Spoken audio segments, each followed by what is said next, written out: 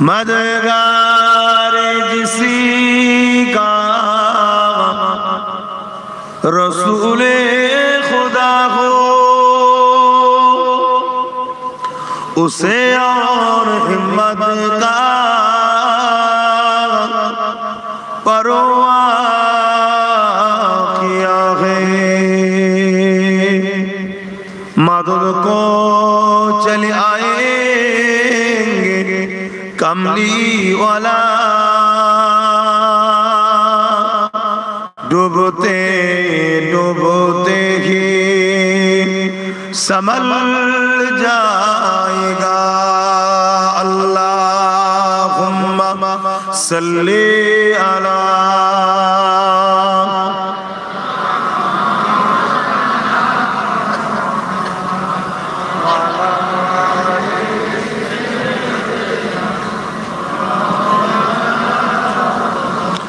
कलमे ला इलाहा इल्लल्लाह, ला इलाहा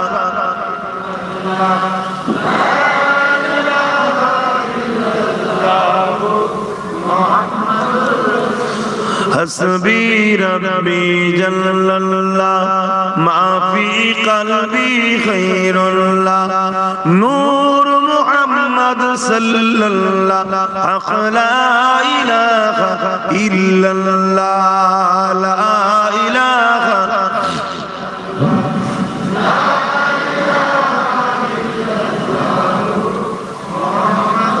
এনে ভাইগুলো দাঁড়িয়ে যাচ্ছেন কেন আপনারা?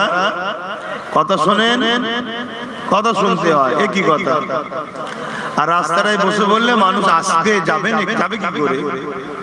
এই তো মাহফিল শুরু হলো, আমার আগে ইমাম সাহেব ভাই, আপনি ইমাম তো, ইমাম সাহেব ভাই শুরু করেছেন।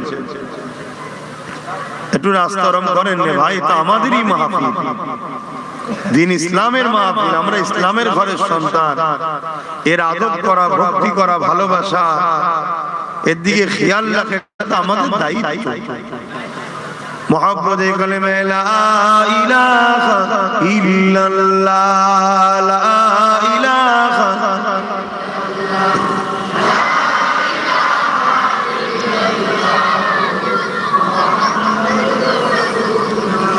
तौहीदी का डंका आलम में बजवा दिया कमली वाले ने, तौहीदी का डंका आलम में बजवा दिया कमली वाले ने, पी पी के पियाले कौसर के लौटेंगे मजाजी भर भर के, इन्ना आतैना कल कौसर फरमा दिया कमली वाले ने, दीन मिला ईमान मिला, पढ़ने के लिए कुरान मिला, जो कुछ देने का था सब कुछ दिलवा दिया कमली वाले ने, बोलो ला इलाहा इल्लल्लाह, ला इलाहा, ला इलाहा इल्लल्लाह, मुहम्मदुर रसूलुल्लाह, अल्लाहुम्मा सल्ली अला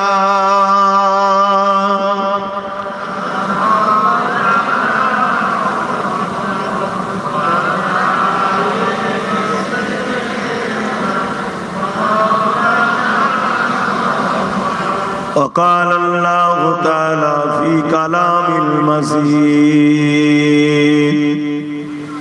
والفرقان الحميد،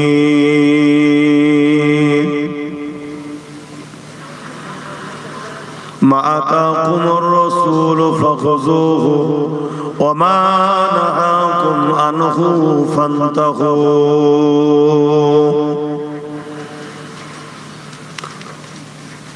সকলে খুশি হয়ে বলি আলহামদুলিল্লাহ। আজ আল্লাহ পাকের খাস রহমত, এরকম একটা ঠান্ডার সময়তে খোলা আকাশের নিচে আমরা বেশ কিছু মানুষ একত্রিত হয়েছি উদ্দেশ্য আল্লাহ ও রাসূলকে খুশি করার জন্য। জোরে বলুন সুবহানাল্লাহ। আমরা অন্য সময় অনেককে খুশি করার জন্য অনেক জায়গায় যাই, কিন্তু আজ এমন একটা জায়গায় এসেছি যে জায়গাটায় মূলত আসা আল্লাহ ও রাসূলকে খুশি করার জন্য। আর এই জায়গায় যারা আসে তাদের সম্বন্ধে আল্লাহর খুশির খবর আছে। যারা চুপ করে বসে থাকবে, দ্বীন ইসলামের আলোচনা শুনবে, আল্লাহ তাদের ছোট ছোট গুনাহগুলো এমনি মাফ করে দেয়। বলুন সুবহানাল্লাহ। আর কেউ যদি দ্বীনকে জানার জন্য, শিখার জন্য 1 ঘন্টা বসে, আল্লাহ তাকে 40 বছর নফল ইবাদতের নেকি দান করে। জোরে বলুন সুবহানাল্লাহ। আমরা স্বাভাবিক মাহফিল গুলো 1.5-2 ঘন্টার উপরে আলোচনা হয়, জিনিসটাকে ছোট ভাবে নেবেন না, কারণ ইলমের গুরুত্ব ইসলাম এত দিয়েছে। শিক্ষা, সত্যকে জানা, সব থেকে প্রথম জানা হলো আমাদের মালিককে, দ্বিতীয় কেন তিনি বানালেন, তৃতীয় সেই অনুযায়ী জিন্দেগি গড়া। এর জন্য যে জ্ঞান অর্জন করতে হয়, ওই জ্ঞান অর্জন করাকে আল্লাহ অনেক গুরুত্ব দিয়েছে। আর যারা এই জ্ঞান অর্জন করে তাদেরকে আলেম বলা হয়। আর আলেম 2 ধরনের, একটা খায়রুল উলামা, একটা শাররুল উলামা। যারা খায়রুল উলামা, কিয়ামতের দিনে আল্লাহ তাদেরকে এত সম্মানিত করবে, বিচারের দিনে আল্লাহ আওয়াজ দেবেন, ডাক দিয়ে বলবেন, এই আমার উলামা বান্দারা, আপনারা কেন এখানে দাঁড়িয়ে আছেন? যান, আমি আল্লাহ আপনাদেরকে জান্নাতি করে দিলাম। জোরে বলুন সুবহানাল্লাহ। ইসলাম শিক্ষাকে এত গুরুত্ব দিয়েছে। তো যাক, আজকে সেই একটা দিন ইসলামের আলোচনা সভা আমাদের দ্বারা আল্লাহ করিয়ে নিচ্ছে। আল্লাহ নবী বলেছেন 3টে জায়গাতে বসলে আল্লাহ বড় খুশি হয়। প্রথম নম্বর হলো বাইতুল্লাহ, আল্লাহর ঘর, যেখানে মানুষ নামাজের জন্য গিয়ে বসবে, নামাজ পড়ার উদ্দেশ্যে যাবে। মসজিদ সেজদার জায়গা, সেজদা দিবার জন্য যাবে, আল্লাহ তাদের উপরে খুশি হয়ে যায়। জোরে বলুন সুবহানাল্লাহ। দ্বিতীয় নম্বর জায়গা হলো মা বাপের মুখের দিকে, সন্তানরা যখন চেয়ে বসে, আল্লাহ তাদের উপরে খুশি হয়ে যায়। জোরে বলুন সুবহানাল্লাহ। 3 নম্বর হলো ক্বালা হালাকাজ যিকির, যেখানে আল্লাহর কথা হয়, ওই জায়গায় যখন কেউ বসে গিয়ে আল্লাহ তার উপরে রাজি খুশি হয়ে যায়। জোরে বলুন সুবহানাল্লাহ। এই মুহূর্তে মেম্বারে নয়, এই মুহূর্তে আল্লাহ আমাদের উপরে রাজি খুশি হয়েছে, এটা আমরা আশা করতে পারি। এইটুকু ছেলের হাতে কোনো মোবাইল, কি খবর? আবার ঘুরি আমার দিকে করছে, তোমার হাতে মোবাইল কেন?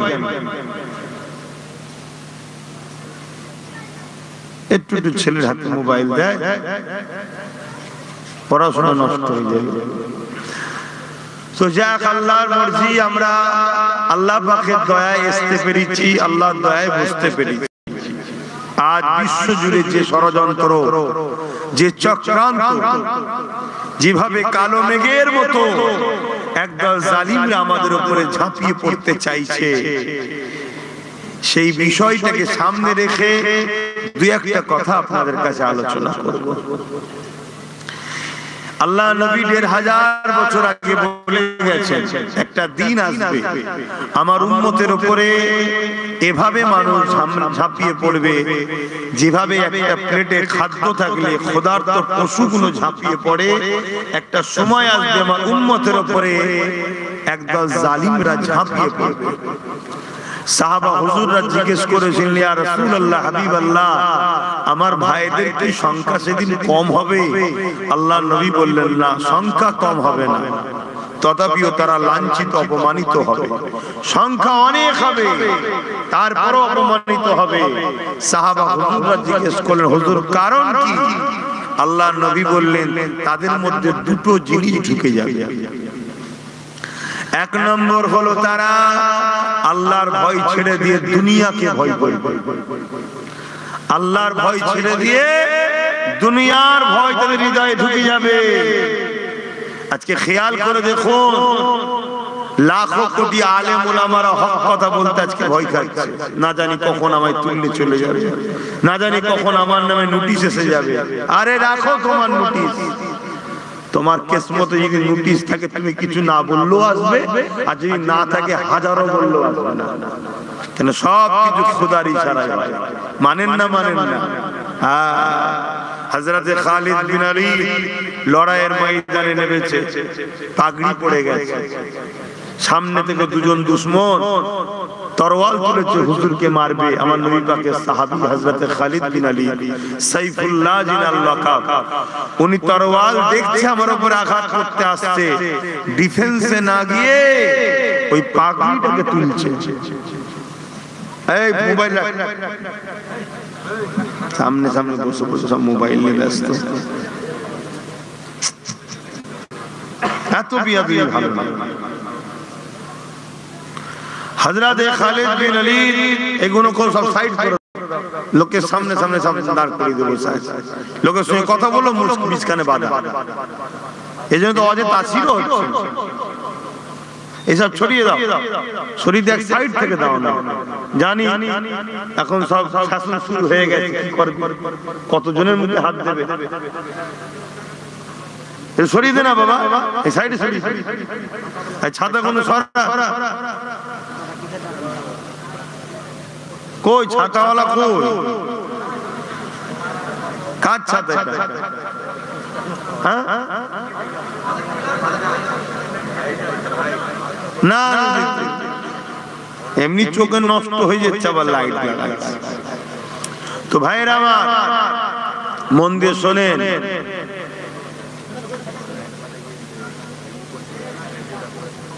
এদিকে দেখেন, টাইম কারো অপেক্ষা করবে না। হযরত খালিদ বিন আলী সেই জালিমদের ডিফেন্সে না গিয়ে এমন করে দেখা যাচ্ছে ওই পাগড়িটাকে তুলতে যাচ্ছে। এই যে সামনে দিয়ে যাচ্ছে, এগুলো তো ঠিক নয়, এগুলো আদবের খেলাফ। আমাকে বললাম তো, আমাকে সম্মান যদি না করেন, না করবে যাবে।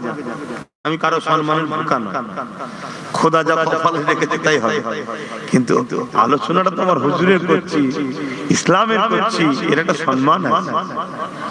এগুলো খেলে ছেলে খেলা করলে হবে, ক্ষতি হয়ে মানতে পারিনি তবুও মাপ আছে, কিন্তু ক্ষতি করলে, বিয়াদবি করলে তো মাপ নেই।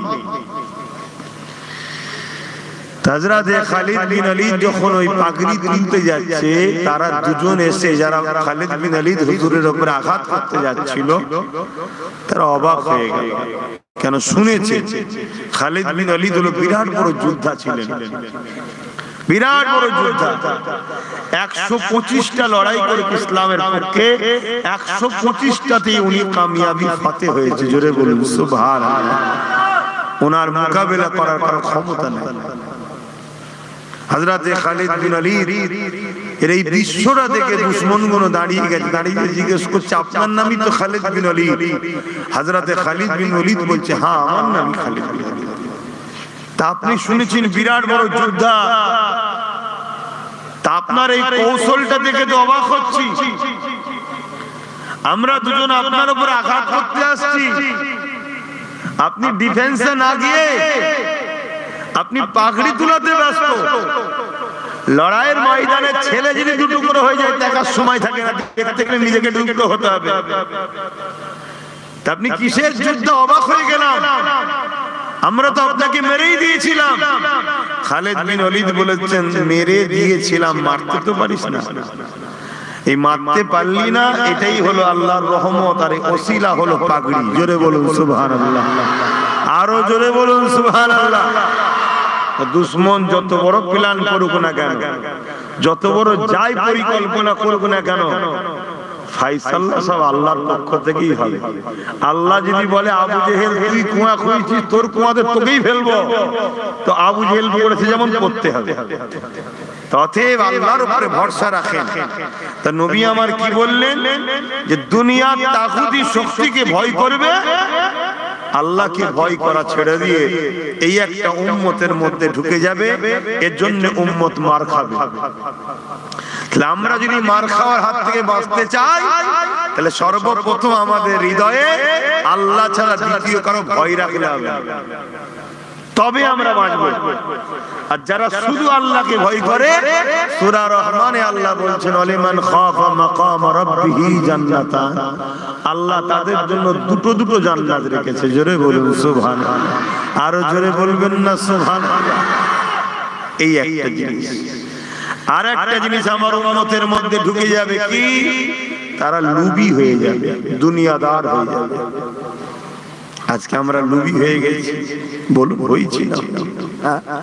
যদি জানতাম কেউ কোন জায়গার প্রেসিডেন্ট হবার লোভ করেছে, তাও নাই ভাবতাম। সামান্য ছিনা পদ নিবার জন্য উম্মত শেষ, সামান্য এক প্লেট বিরিয়ানির জন্য আমরা শেষ। এই সামান্য সামান্য লোভে পড়ার জন্য আজ চারিদিক জুড়ে কালো মেঘ উঠছে আমাদেরকে ঘিরে ফেলার জন্য। আমাদের উপরে বর্ষার পানি নাই, বালা মুসিবত আগিয়ে আসছে আমাদের উপরে। এ থেকে রেহাই পাওয়ার উপায় আছে? উপায় নেই তা না আছে। হযরত ইমামে গজ্জালি রাহমাতুল্লাহ আলাইহি তিনি তেনার মুরিদদের ঘরে, শিষ্যদের ঘরে, ছাত্রদের ঘরে লক্ষ্য করে বলছেন, বাবারা মনে রাখবে দুনিয়ায় বালা মুসিবতে যখন গ্রাস হয়ে যাবে, জানবে এই বালা মুসিবতে গ্রাস হওয়ার কারণ হলো আল্লাহর নবীর সঙ্গে মহব্বতের দূরত্ব বেড়েছে।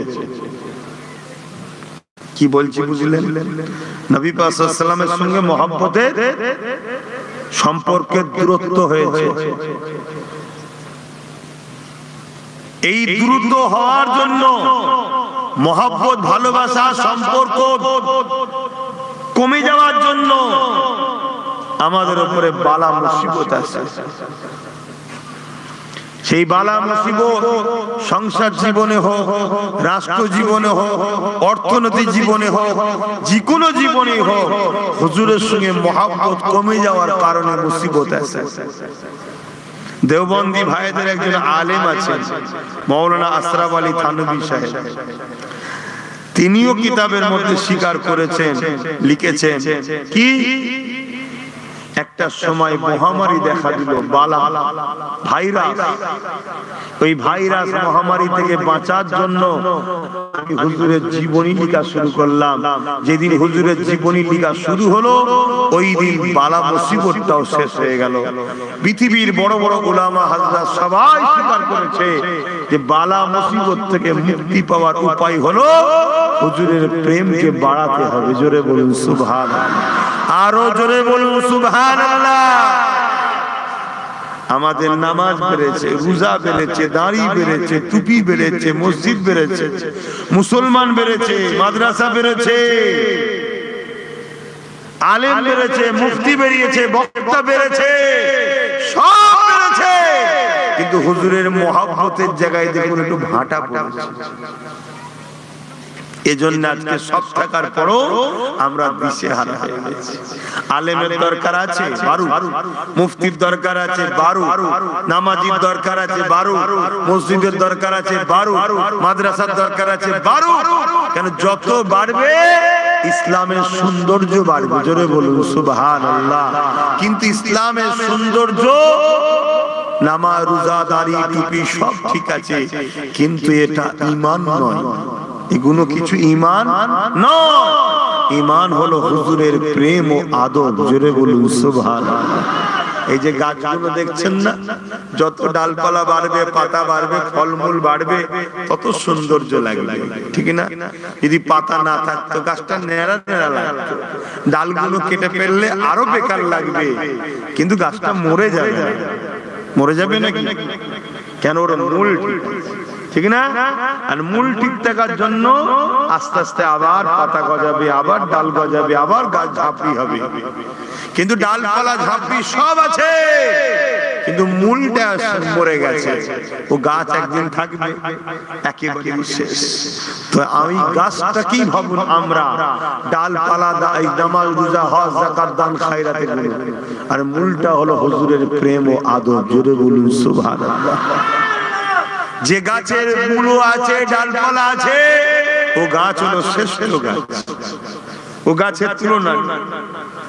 আর ডালপালা আছে মূল নেই, ও গাছ একেবারেই শেষ। আর মূল আছে, ডালপালা কমে গেছে, আবার আস্তে আস্তে গজাবে। তা হুজুরের প্রেম আদবটা হলো মূল। তাই ইমামে গাজ্জালি হুজুরকে জিজ্ঞেস করা হয়েছে, হুজুর এই প্রেমটা বাড়বে কি করে? কমে যে গেছে, বাড়বে কি করে? হযরত ইমামে গাজ্জালি হুজুর বলেন, বাবারা এই প্রেম বাড়াতে গেলে দুইটা রাস্তা আছে। একটা রাস্তা হলো আল্লাহ নবীর উপরে বেশি বেশি করে দরুদ শরীফ পড়তে হবে, যেটা আজকে তো আমরা পড়ি না।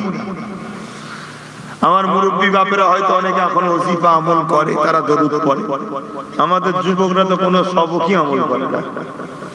তবুও মাহফিল এলে যদিও বা পড়ানো হয়, তা আবার ওই কোন রকম। তাহলে এক নম্বর হলো কি? দরুদ। বেশি বেশি করে দরুদ পড়ো যুবক, যদি বাঁচতে চাও। আর মনে রাখবেন, ভুল বুঝবেন না, আজকে ভালো করে শুনবেন ঠান্ডা মাথায়, হিংসার নজরে নেই। নামাজ ফরজ, নামাজ ফরজ, দরুদও ফরজ, আল্লাহরই হুকুম। মনে রাখবেন, নামাজ কিন্তু নবী পড়েছে, আল্লাহ পড়েনি। আর দরুদ আল্লাহ খোদ নিজে পড়েছে। জোরে বলুন সুবহানাল্লাহ। আমার নবীর উপরে পাঠাই দেন। তবে দরুদের পাঠানো আল্লাহ, আমাদের মতোই দরুদ শরীফ পড়া নয়। দরুদ পাঠানো সংক্ষেপে বলছি, আমার নবীর শান মর্যাদা মাকামকে বাড়ায় আল্লাহ। জোরে বলুন সুবহানাল্লাহ। সেই দরুদ থেকে আমরা দূরে সরে গেছি, সরে যাইনি, আমাদেরকে সরানো হয়েছে, বড় প্ল্যান করে সরানো হয়েছে। এই একটা। দ্বিতীয় নম্বর হলো নবীর প্রেম বাড়ে হলো কিসে? কিসে বাড়ে? ইমামে গাজ্জালি হুজুর বলছেন, নবীর জীবনী পড়ো। দূর বাবা, এত জায়গা থাকতে তুমি সামনে চলে এলে। নবীর জীবনী পড়ো। শুনছেন তো নাকি? আমরা জীবনী পড়ি, আমরা তাফসীরুল কোরআন মাহফিল দিই। তবে মালদার মানুষের একটা ভালো গুণ আছে, জীবনী হয়। যাক আলহামদুলিল্লাহ, আল্লাহ মালদার মানুষকে অনেক রহমত দিক, অনেক শান্তিতে রাখুন। বলুন আল্লাহুম্মা আমিন। হ্যাঁ, আপনাদের এখানে হয়। নবীর জীবনী পড়ুন। কেন? নবীর জীবনী পড়লে নবী চিনা যাবে। নবীকে যত চিনবে, নবীর সঙ্গে মহব্বত বাড়বে। জোরে বলুন সুবহানাল্লাহ। আজকে পশ্চিমা দুনিয়ার ছেলে মেয়েরা, তারা আমার নবীর জীবনী পড়ছে। দুনিয়ায় শিক্ষিত সমাজের ঘরের ছেলে মেয়েরা, তারা জন্মসূত্রে মুসলমান নয়, ইসলামের ঘরে জন্ম হয়নি, কিন্তু শিক্ষিত হয়ে তারা গুগল থেকে বিভিন্ন ভাবে আমার নবীর জীবনীকে ফলো করছে। তারা নবীর জীবনী পড়তে পড়তে পড়তে পড়তে আমার নবীর প্রেমিক হয়ে ঈমানের কলেমা পড়ে লিখছে। জোরে বলুন সুবহানাল্লাহ। আর আমরা ইসলাম ঘরে জন্ম নিয়েছি, আমরা তো নবীর জীবনী পড়ি না।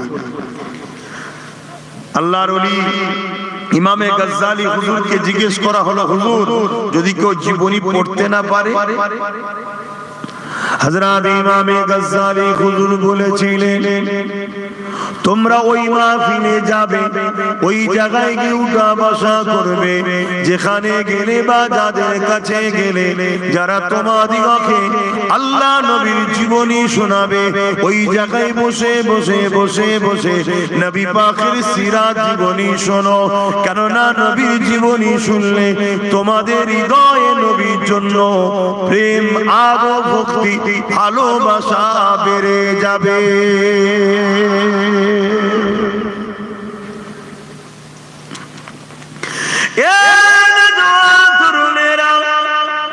আজকে বিশ্বের প্রতিটা জায়গায় উচিত উম্মতকে নবী জানানো, নবী শোনানো, নবী সম্বন্ধে বেশি বেশি জানানো। কেননা আমাদের সঙ্গে নবী সম্পর্ক দূরত্ব হয়ে যাওয়ার জন্য আজ দুনিয়ার জমিনে আমরা লাঞ্ছিত, অপমানিত, অপদস্থ হতে লেগেছি।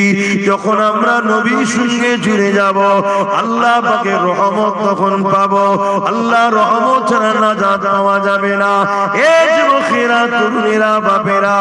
এই আল্লাহর রহমতটা কি, যে রহমত ছাড়া বাঁচা যায় না, যে রহমত ছাড়া নাজাত পাওয়া যায় না, যে রহমত ছাড়া চলা যায় না। আল্লাহ স্বয়ং নিজে জানিয়ে দিল, আমার সাল্লাল্লাহু ইল্লা রাহমাতুল লিল আলামিন।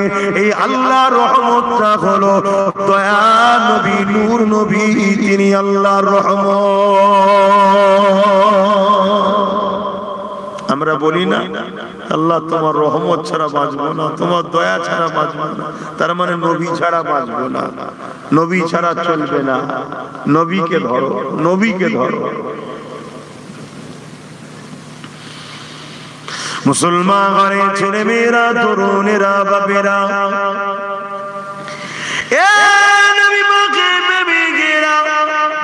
আল্লাহ পাক আমার নবী পাককে কি সম্মাননা করেছে।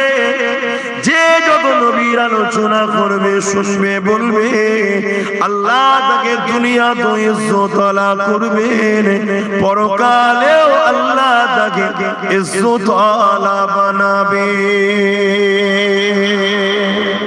এখানে কেউ নেই কমিটি নেই?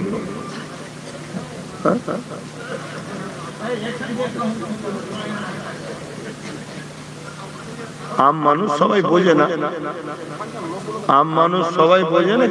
দাঁড়াও, আর এখানে না দাঁড়িয়ে ভাইয়েরা যাও না, ভেতর দিকে বসো। কিরকম নবীর উম্মত, নবীর কথা আলোচনা শুনবে না? আজকে তো একদল উম্মত নবীকে ছোট করতে চাইছে, একদল উম্মত নবীকে ছোট করতে, ছোট করতে করতে করতে এত ছোট করে ফেলেছে, ওই সুর ধরে বেঈমান কাফেররা আমার নবীর বিরুদ্ধে কথা বলেছে। এর জন্য তো দোষী আমার ঘরের মুনাফিকগুলো কত। তা তোমরা কি কেমন উম্মত? নবীর কথা শুনবে না, নবীর আলোচনা না শুনলে, নবীর বিষয়ে না জানলে কোরআন জানবে কি করে? হ্যাঁ, বড় বড় মুফতি, বড় বড় তাফসীর কারক সব বেরিয়েছে। কিসের তাফসীর কারক? যে নবী জানে না, সে আবার তাফসীর মুফাসসির কি করে হলো? এ নজওয়ানিরা, আল্লাহ নবী সাহাবাতুল্লাহ পর্দার আড়াল থেকে আম্মা জান হযরত আয়েশা সিদ্দিকা রাদিয়াল্লাহু তাআলা আনহাকে জিজ্ঞাসা করে, আম্মা জান, আমার রাসূলুল্লাহ কেমন? আমরা তো চিনতে পারলাম না। নবী পাকের সাথে মসজিদে নববীতে নামাজ পড়েছি, নবী পাকের মাহফিলে বসে ওয়াজ শুনেছি, নবী পাকের সঙ্গে হজে গেছি, নবী পাকের সঙ্গে জিহাদের ময়দানে গেছি, নবী পাকের সঙ্গে উঠা বসাও করেছি, কিন্তু নবী পাককে চিনতে পারলাম না। হায় রে দুঃখ, আজ কিছু মুনাফিক বেরিয়েছে যারা বলে নবীকে আমরা চিনতে পেরেছি। সাহাবারা বলছে চিনতে পারলাম না, আর আজকে বলছে চিনিছি। কেমন গো বলছে? আমাদের মতো বলছে না, বলে তা শুনতে হবে না। একটা কথা আর একটা কথা মাথায় ঢুকিয়ে, নবী শান মর্যাদা নিয়ে কোন জায়গায় যদি বিয়াদবি হয়, আর সে জায়গায় তুমি প্রেজেন্ট যদি থাকো, আর তুমি যদি প্রতিবাদ না করো, তোমার মধ্যে ঈমান থাকবে না। শুনছো কি বলছি? হ্যাঁ, যদি মনে হয় প্রতিবাদ করলে গুলি খেয়ে যাব, তোমাকে তাও প্রতিবাদ করতে হবে। গুলি খাও, খাও, খাও। যদি প্রতিবাদ করলে ফাঁসি হবে, তাও প্রতিবাদ করতে হবে, হয় হোক। আর যদি না করো, তাও তো মরণ হবে, কিন্তু বেঈমানের মরণ হবে। আর প্রতিবাদ করার পরে যদি মরণ হয়, জান বেরোবার আগে জান্নাতটা দেখে নেবে। জোরে বলুন সুবহানাল্লাহ। আমি কি ওয়াজ করছি শুনছেন তো আপনারা? হ্যাঁ, 100 বার নামাজ, রোজা, হজ, যাকাত, দান, খায়রাতের আলোচনা দরকার, এগুলো করাও দরকার। কিন্তু 100 বার যদি আলোচনা হয়, এগুলো 1000 বার নবী নবী হওয়া দরকার, তবে উম্মত বাঁচবে। কেন? নামাজ, রোজা, দাড়ি, টুপির থেকে অনেক বড় হলো নবী, অনেক বড়। নামাজ, রোজা, দাড়ি, টুপি, হজ, যাকাত এগুলো সব আমল, আর নবী হলো ঈমান। দাড়ি, টুপি, নামাজ সব হলো গাছের ডালপালা, নবী হলেন গাছের মূল। বুঝাবার জন্য বলছি। আমি বুঝতে পারছো যুবকরা, বাপ জানেরা বুঝছেন তো নাকি? হ্যাঁ, আব্বা আমার একটু বুঝার চেষ্টা করে। হায় হায়, সাহাবা হুজুররা বলছেন আমরা নবীর সঙ্গে নামাজ পড়েছি, জিহাদের ময়দানে গেছি, নবী পাক সাল্লাল্লাহু আলাইহি ওয়াসাল্লাম ওয়াজ করে আমরা বসে শুনি, এসে আম্মা জানকে হুজুরকে পর্দা আল থেকে বলছে, আম্মা স্ত্রীর থেকে তো আপন স্বামীর বিষয় কেউ জানে না, সব থেকে কাছে তো স্বামী স্ত্রী হয়, তা আমরা এত কাছে থেকেও নবী চিনতে পারিনি, তা আপনি একটু বলুন আমার নবী কেমন,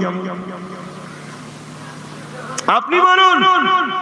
আহা, কুরবান যাক আমিনার লাল ওর কদমে আব্বাস সিদ্দিকীর জানমাল, কি নিয়ামত আল্লাহ আমাদেরকে মিলিয়েছে, কি নিয়ামত দিয়েছে। আমাদের দুটো চোখের দাম আছে না নাই? একটু সরাসরি দেবে। এক একটা চোখে 26,000 কোটি লেন্স আছে, যে লেন্সে আমরা দেখি 26,000 কোটি। যদি 1 টাকা করে লেন্সের নাম ধরি, 1 টাকা তো নয়, তারপরও 26,000 কোটি টাকা শুধু দুটো চোখের দাম। দুটো চোখের দামই শুধু 26,000 কোটি। এরপরও আল্লাহ চোখ দিয়ে বলেন যে বান্দা তোদের উপর আমি ইহসান করলাম। দুটো হাত দিয়ে আল্লাহ বলেন ইহসান করলাম, দুটো পা দিয়ে আল্লাহ বলেন ইহসান করেছি, কিডনি দিয়েছে, হার্ট দিয়েছে, কোনো কিছু দিয়ে আল্লাহ বলেন ইহসান করেছি। ইহসান আল্লাহ বলেন, এহসান জাতাইন আল্লাহ, কিন্তু বারি রবিউল আউয়ালে নূর নবীকে পাঠিয়ে আল্লাহ বলছে বান্দারে আমি মুমিনদের জন্য আমার হাবিবকে পাঠিয়ে ইহসান করলাম। জোরে বলুন সুবহানাল্লাহ, আরো জোরে বলুন সুবহানাল্লাহ। এ থেকে আল্লাহই তো বুঝিয়ে দিল চোখের থেকেও দামি নবী, হাতের থেকেও দামি নবী, তোর জানের থেকে কলজে কিডনি যা আছে সবের থেকেও দামি নবী। এই সবকিছু দিয়ে ইহসান করেছি বলিনি, নবী দিয়ে বলছি ইহসান করেছি। জোরে বলুন সুবহানাল্লাহ। আজকে সেই নবীর থেকে উম্মত দূরে সরে যাওয়ার জন্য আজকে যে খুশি আমাদেরকে মেরে নিচ্ছে। যেমন সন্তানের বাপ না থাকলে, গার্জেন না থাকলে যে খুশি মারে, কি হয় না? তা আমাদের গার্জেন, আমাদের মেন সবকিছু হুজুর, তিনার থেকে সরে যাওয়ার জন্য যে খুশি মেরে নিচ্ছে, যে খুশি যা খুশি বলছে। কে এসে বলছে মেরে লাথি মেরে বার করে দেবো, কে বলছে এনআরসি করে বার করে দেবো, কে বলছে মসজিদের তলা এই আছে, কে বলছে খাজা হুজুরের তলা এই আছে, যা খুশি পাচ্ছে বলছে। এর একটাই কারণ আমাদের দোষ, কাউকে দোষ দিলে লাভ নেই, আমাদের দোষ। আমরা হুজুর থেকে দূরে সরে গেছি। দুনিয়া সবাইকে ঝাঁটা মারুন, হুজুরের সঙ্গে জুড়ে যান, হুজুরের সঙ্গে জুড়ে যান, দেখবেন আবার দুনিয়ায় আল্লাহ আপনাদের কদমে সবকিছু শান্তি, মর্যাদা, সম্মান সব এনে দেবে। জোরে বলুন সুবহানাল্লাহ। আহা, আম্মা জান হযরত আয়েশা হুজুর বললেন সাহাবা হুজুরদেরকে যে আপনারা কোরআন পড়েননি, আপনারা কোরআন পড়েননি? সাহাবা হুজুররা বললেন জি আমরা পড়েছি। আম্মা জান আয়েশা হুজুর বললেন আমার নবী হলো 30 পারা কোরআন। জোরে বলুন সুবহানাল্লাহ, আরো জোরে বলুন সুবহানাল্লাহ। কানা খুলুকুল্লাহুল কোরআন, আমার নবীর টোটাল লাইফ স্টাইলটাই হলো তো কোরআন। জোরে বলুন সুবহানাল্লাহ। তাই আমার ঘরে যে কোরআন আছে ওই কোরআন কাগজ কালিতে লেখা রয়েছে, আর আমার নবী পাক হলেন আমার কোরআনের সাহেব। এই কোরআনের বাস্তব দেখতে গেলে, বুঝতে গেলে, জানতে গেলে আমার নূর নবীকে দেখতে হবে। জোরে বলুন সুবহানাল্লাহ। তাই তো সাহাবা হুজুররা একদিন আল্লাহ নবী অসুস্থ রয়েছে, হযরত আবু বকর সিদ্দিকের ইমামতিতে সাহাবা হুজুররা নামাজ পড়তে লেগেছেন।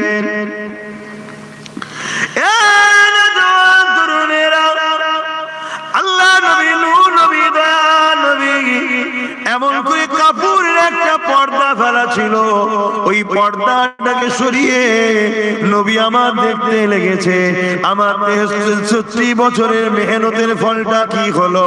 নবী আমার দেখতে লেগেছে, যখনই নবী আমার দেখতে লেগেছে তরুণ কাবা এইদিকে, সাহাবা হুজুররা সব এইদিকে মুখ করে কিবলামুখী হয়ে নামাজ পড়ছে। নবী আমার পিছন দিয়ে পর্দাটা সরিয়েছে, সঙ্গে সঙ্গে সমস্ত সাহাবা হুজুররা কাবার দিক থেকে মুখ ঘুরিয়ে নিয়ে আমার নবী পাককে দেখতে লেগেছে। আরো জোরে বলুন সুবহান। আল্লাহ নবী মুচকে হাসলেন। নবী পাকের হাসিটাকে সাহাবা হুজুররা বলছেন যেন আল্লাহ পাকের কোরআনটা খুলে গেল।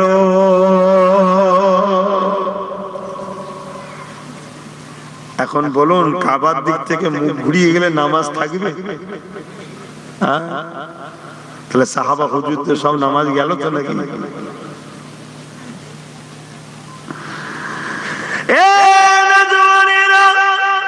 আল্লাহ নবী মুচকে যে পর্দাটা টানার আগে সাহাবা হুজুরদিওকে বলেছিলেন, বাবারা নামাজটাকে কমপ্লিট করে নেন বাবা। সাহাবা হুজুরদেরকে বলেন, নামাজ নতুন করে পড়ে নাও বাবা, নামাজটাকে কমপ্লিট করে নাও বলতে লাগলো।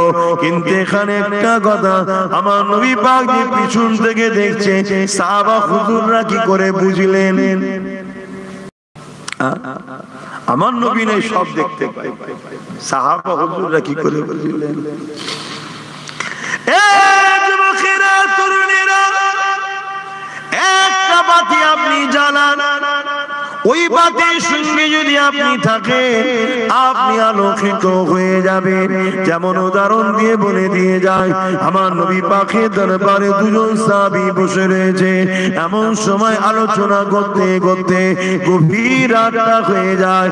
এমন সময় সাহাবা হুজুররা বলতে লাগলেন, ইয়া রাসূলুল্লাহ, হাবিবাল্লাহ, ঘরে যাব, কিন্তু রাত অনেক হয়ে গেছে, গভীর অন্ধকার।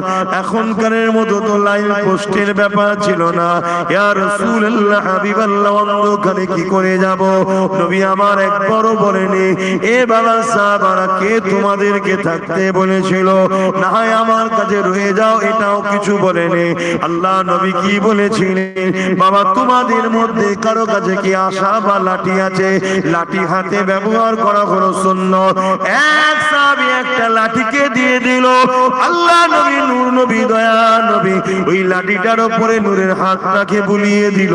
দিবার পরে বলেছিল, বাবা সাহাবারা, এই লাঠিটা নিয়ে বাইরে বেরিয়ে যাও বাবা, এই লাঠিটা অন্ধকারে তোমাকে আলো লাইট দেবে।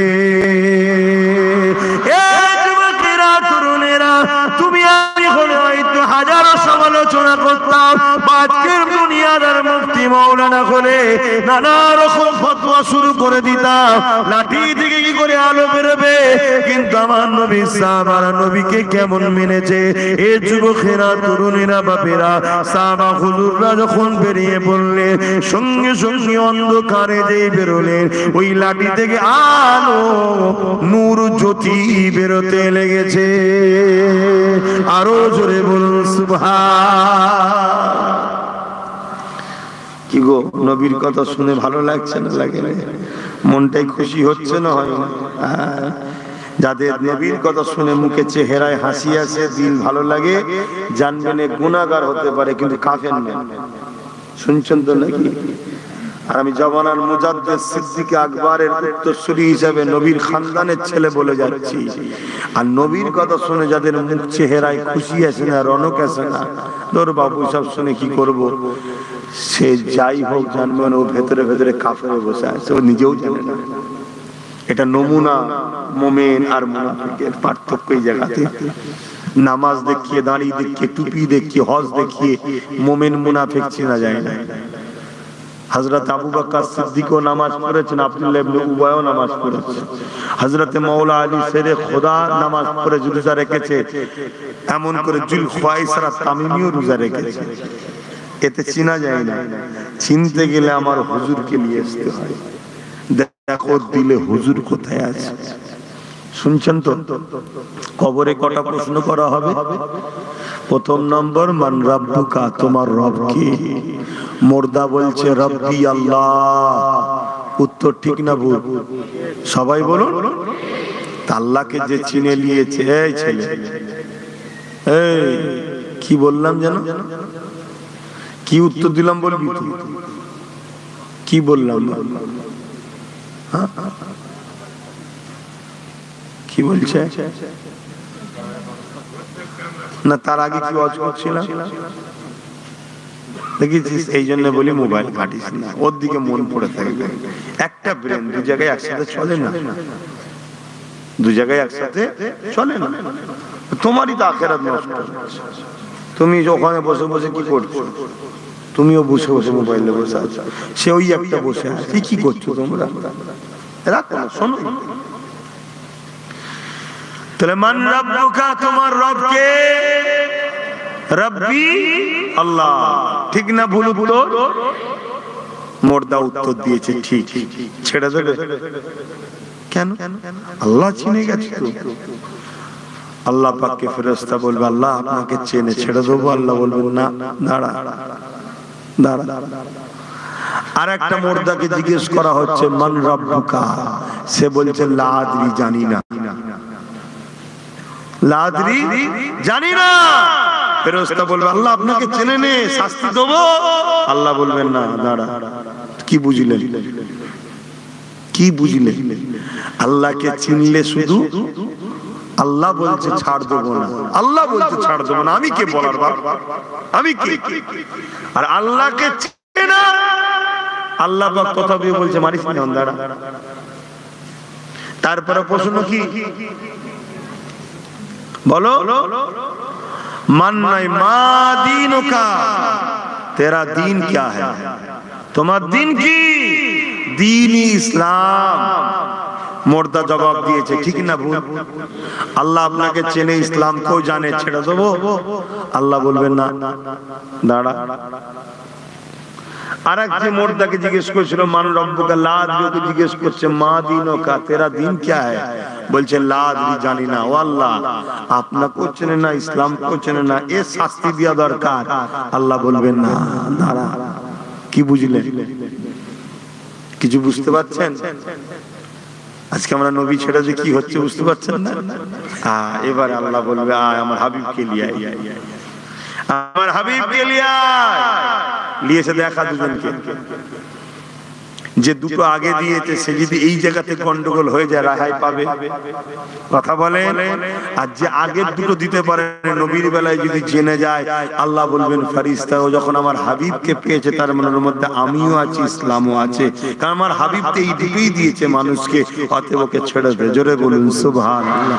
আরে আমায় পেয়েছে, ইসলামকে পেয়েছে, হাবিব যখন পাইনি ও কার থেকে ইসলাম পেল? কার থেকে দিন নিল?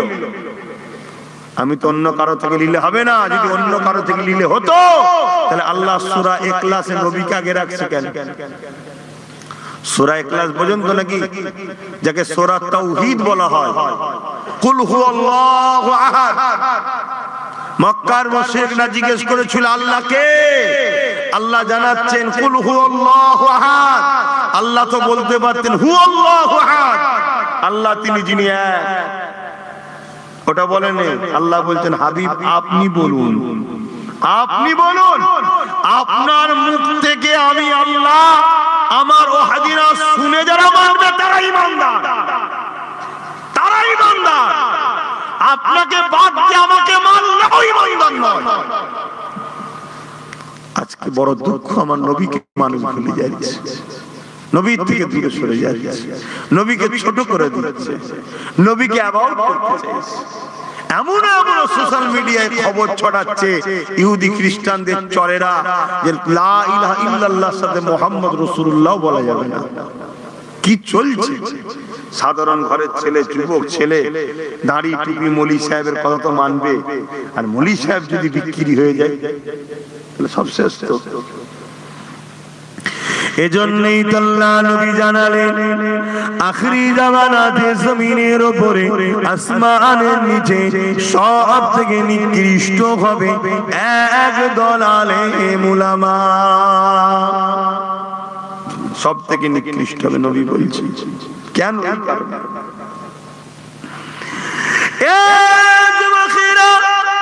তাই তোমার আমার উচিত কে কোথা থেকে পড়ে এসেছে ওটা পরে দেখবো, কে কতটা তাফসীর পড়ছে ওটা পরে পরে দেখবো কে কতটা হাদিস শোনাচ্ছে পরে দেখবো আগে দেখি তার হৃদয়ে আমার রাসূলুল্লাহ কোথায় রয়েছে যদি নবী না থাকে ওই উলামা সুন্নি উঠাবাধা করা যাবে না নবী যদি না থাকে ও মিশর মদিনা যেখান থেকে আসুক না কেন ও বুখারী মুসলিম যাই পড়াক না কেন ওর থেকে দিন লিয়া যাবে না কেননা ব্রিটেনের মাটির তলায় খ্রিস্টানদের গোপন মাদ্রাসা রয়েছে যা পেপারে প্রকাশিত হয়ে গেছে যেখান থেকে বড় বড় মুফতি মাওলানা করা হচ্ছে যারা দুনিয়ার জমিনে ছড়িয়ে যাচ্ছে তাদের কাজ একটাই আমলের বাগান তৈরি করবে কিন্তু ঈমানটা নবীর উম্মত থেকে কেড়ে নেবে ঈমান ছাড়া কখনো বাঁচা যাবে না ঈমান ছাড়া তোমার সম্পদ সব নষ্ট হয়ে যাবে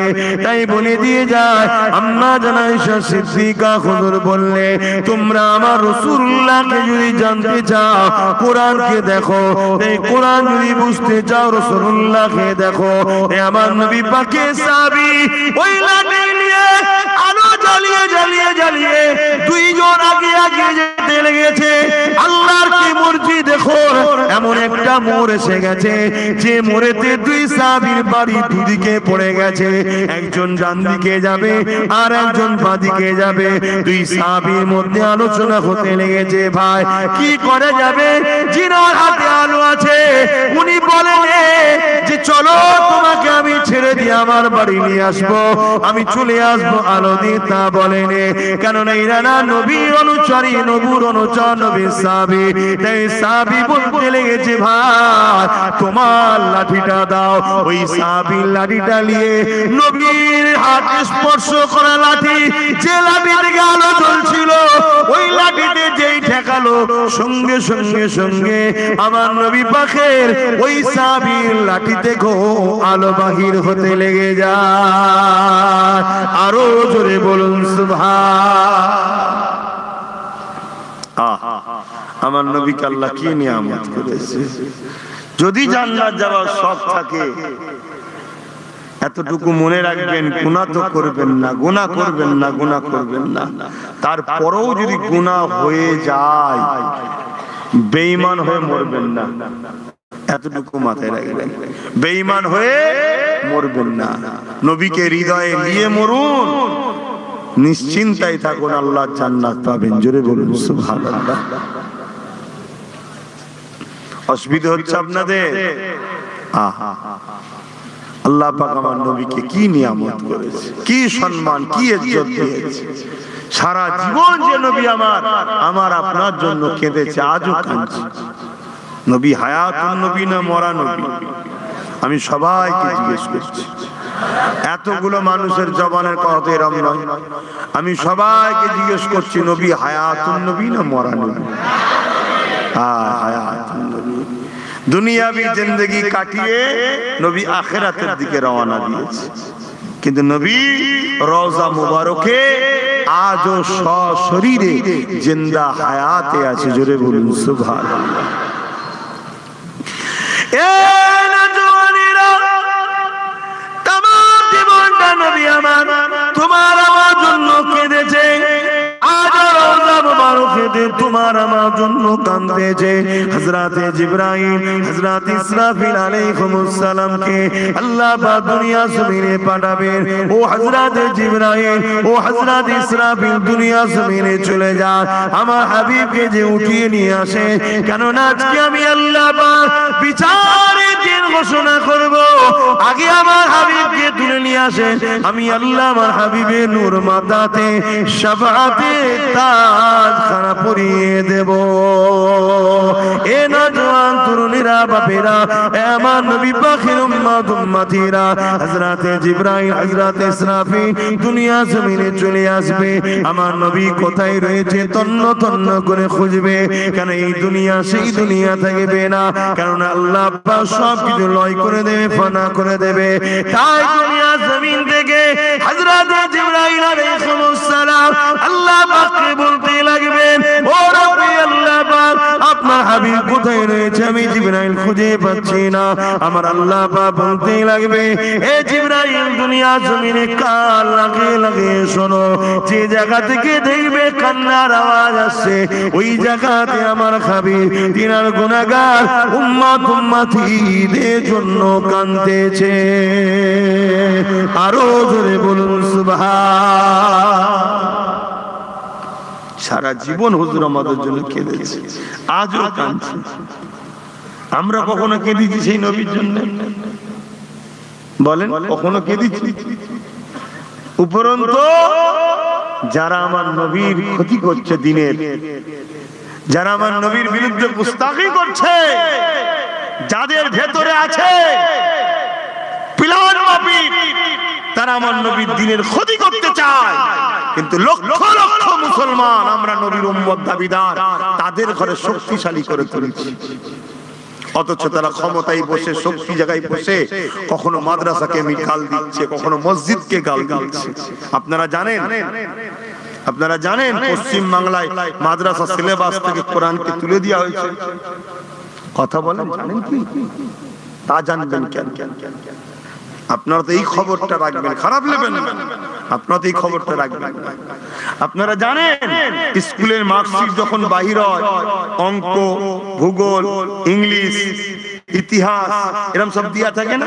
অঙ্কে কত পেয়েছে পিছে লেখা থাকবে, ইংলিশে কত লেখা থাকবে। ঠিক তেমনই মাদ্রাসা সিলেবাসে কোরআন বলে একটা পাঠ থাকতো, এতে কোরআনে কত পাবে সেটা থাকবে। ওটাকেও বন্ধ করে দেওয়া হয়েছে এবার থেকে, জানেন?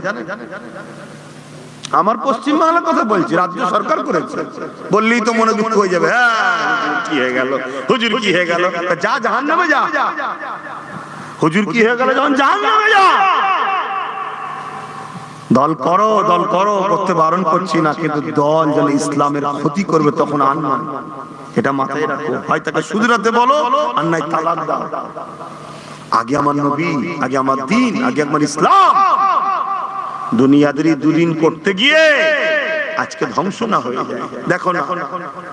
দেখো আল্লাহ রাসূল থেকে সরে যাওয়ার জন্য কেমন ফল হচ্ছে। কেন্দ্রে যে সরকার বসে আছে আবার বিল করছে 2024 ওয়াকফ অ্যাক্ট, শুনেছেন না? বিল করছে। কি ব্যাপার?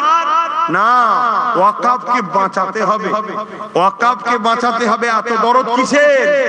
না, ওয়াকফকে মূলত বাঁচাবার নামে বিল করে পুরো ওয়াকফ সম্পত্তিকে ধ্বংস করে নিজের পেটে ঢুকাবার প্ল্যান করছে।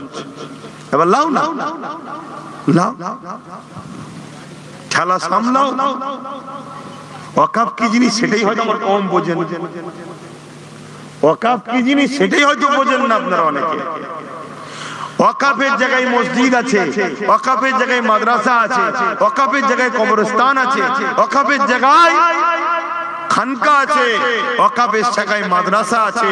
ওয়াকফকে যখন নিয়ে নেবে তার মানে কি সবটা সরকারের হয়ে গেল, সে আর আপনার থাকবে না। ওয়াকফ মানে মুসলমানদের ধর্মীয় একটা ব্যক্তিগত সম্পদ, যেটা মুসলিম ধনীরা আল্লাহর রাহে দান করেছে, ওটা শুধুমাত্র মুসলিমদের জন্য পার্সোনাল। সেটা যখন নিয়ে নেবে আর সেখানে আপনার জোর থাকবে না। নিয়ে দুদিন পরে সেটাকে সব প্রমোটিং করে বিক্রি করে দেবে। আপনার চোখের সামনে মসজিদ মাদ্রাসা চলে যাবে, কবরস্থান চলে যাবে, আপনি চুপ থাকবেন, কিয়ামত দিন যে বলবেন জান্নাত লোক। আর আপনি চুপ না থেকে কি করবেন? চুপ না থেকে কি করবেন? কিছু করার আছে না? কি ক্ষমতা আছে আপনার? তাহলে বলুন কোথায় ফাঁসা ফেসেছেন এবার বুঝতে পারছেন? এজন্য বলছি এখনো সময় আছে, ঘাবড়াবার কিছু নেই, ঘাবড়াবার কিছু নেই। শুধু সবাইকে বাদ আমার হুজুরের হয়ে যায়, আমার হুজুরের হয়ে যায়। যে নবী আমার আজ মদিনা জমিনে আমার আপনার জন্য কাঁদছে, সারা জীবনটা যে নবী আমার তোমার আমার জন্য কেঁদেছে,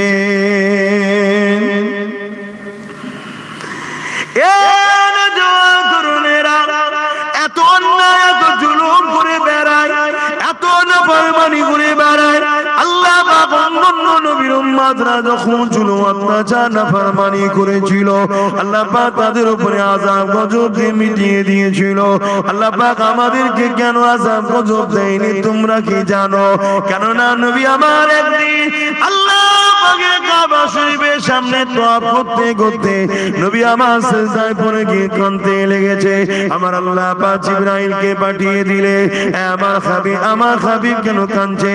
ও হযরতে জিবরাইল যান যে দেখে আসে। হযরতে জিবরাইল চলে আসলে আমার নবী পাক কেন কাঁদে জানতে চাইলে হযরতে জিবরাইল আলাইহিস সালামকে আল্লাহ নবী জানিয়ে দিলেন, হযরতে জিবরাইল আমি কেন কাঁদি এটা আমার আল্লাহ পাক জানে, তবে যখন তোমাকেও জানাতে চেয়েছে তবে জিবরাইল শুনে রেখে দাও, জান আমার আল্লাহ পাককে গিয়ে জানিয়ে দাও আমি রাসূলুল্লাহ যখনই কেঁদেছি ওই কান্নাটা আমার গুনাহগার উম্মত উম্মতিদের জন্য কেঁদেছি। এ হযরতে জিবরাইল কাবা তওয়াফ করতে করতে আমি রাসূলুল্লাহর মনে পড়ে যায় আজ জাতিরা তাদের নবীর কথা না মানার জন্য আল্লাহ তাদের উপরে আযাব দিয়ে ধ্বংস করে দিয়েছে। সামুদ জাতিরা তাদের নবীর কথা না মানার জন্য আল্লাহ তাদেরকে আযাব দিয়ে ধ্বংস করে দিয়েছে। নূহ নবীর উম্মতেরা তার নবীর কথা না মানার জন্য আল্লাহ বন্যা প্লাবন দিয়ে তাদেরকে ধ্বংস করে দিয়েছে। লূত নবীর উম্মতেরা লূত নবীর কথা না শোনার জন্য আল্লাহ পাথর বানিয়ে দিয়ে তাদেরকে ধ্বংস করে দিয়েছে। এ হযরতে জিবরাইল আমার উম্মত উম্মতিরাও দুনিয়ার মায়াজালে জড়িয়ে গিয়ে আমি রাসূলুল্লাহ আমাকে ভুলে গিয়ে আমার থেকে দূরে সরে গিয়ে দুনিয়া জমিনে অন্যায় অত্যাচার জুলুম করে বেড়াবে, তাদের উপরে যদি আল্লাহ আযাব দিয়ে গজব দিয়ে শেষ করে দেয় আমার উম্মত উম্মতি গুলো ধ্বংস হয়ে যাবে। আমি রাসূলুল্লাহ এটা কি করে মেনে নেব? আল্লাহ আমাকে রাহমাতাল লিল আলামিন করেছে, সঙ্গে সঙ্গে আল্লাহ দিয়ে দেয় আপনি চিন্তা করবেন না, আমি আল্লাহ আপনার খাতিরে জানিয়ে দিলাম দুনিয়া জমিনে যতদিন পর্যন্ত আপনার উম্মত উম্মতিদের মধ্যে থেকে একজন হলো দিল থেকে আমাকে আপনাকে ভালোবাসবে প্যার করবে, আমি আল্লাহ তার খাতিরে দুনিয়াকে ততদিন পর্যন্ত আযাব গজব দিয়ে শেষ করে দেব না। আজকে যে আমরা শাস্তি পাচ্ছি না দুনিয়ায়, এটা আমার নবী পাকের দুয়ার ফল।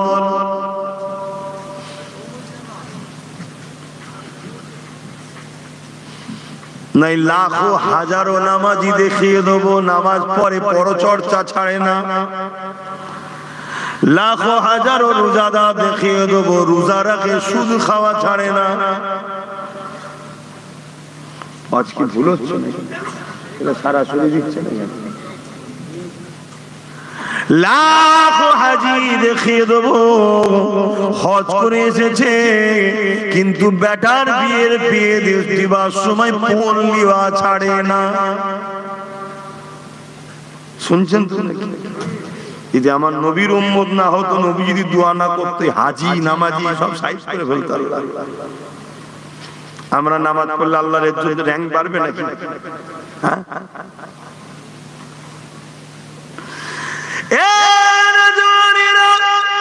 তওবা করো আল্লাহর কাছে, আল্লাহকে ভয় করো, নবীকে প্যার করো, নবীর সুন্নতে জীবন করো। কেন আল্লাহ কোরআনের মধ্যে জানিয়ে দিলেন মা আতাকুমুর রাসূল ফাখুযুহু ওয়া মা নাহাকুম আনহু ফান্তাহু। নবী যা আদেশ করেছে মেনে নাও, নবী যা নিষেধ করেছে ছেড়ে দাও, নবী যা দিচ্ছে নিয়ে নাও, নবী যা ছাড়তে বলেছে ছেড়ে দাও, তবেই তোমরা কামিয়াবি হয়ে যাবে। অপরাধে আল্লাহ জানিয়ে দিলেন আমার নবী পাককে আল্লাহ আমাদের জন্য মডেল করেছে। লাকাদ কানা লাকুম ফি রাসূলিল্লাহি উসওয়াতুন হাসানা। এই দুনিয়ার মানুষেরা তোদের জন্য আমি আমার বন্ধুকে মডেল করেছি। নামাজ পড়বি আমার বন্ধুকে দেখ, রোজা রাখবি আমার হাবিবকে দেখ, দান করবি আমার হাবিবকে দেখ, হজ করবি আমার হাবিবকে দেখ, সংসার জীবন করবি আমার হাবিবকে দেখ। তো তোদের ধর্মনীতি, সমাজনীতি, অর্থনীতি, রাজনীতি, পরিবার নীতি, এডুকেশন নীতি, তোদের লাইফের প্রতিটা নিঃশ্বাস টানা ছাড়া সবটাই আমার হাবিবকে ফলো করে করতে হবে। দুনিয়ার জমিনে তোদের দ্বিতীয় কোনো লিডার নাই, দ্বিতীয় কোনো মাসিহা নাই, দ্বিতীয় কোনো পথ প্রদর্শক নাই, দ্বিতীয় কাউকে ফলো নাই। তোদের জন্য আমি আল্লাহ আমার বন্ধু মুহাম্মদ রাসূলকে লিডার বানিয়েছে, নবী বানিয়েছে, পথ প্রদর্শক বানিয়েছে। তোদের জিন্দেগির প্রতিটা কদমে কদমে কদমে উঠা বসা চলা ফেরা নিষ্ঠা টানা ছাড়াতে আমার নবী হবে মডেল।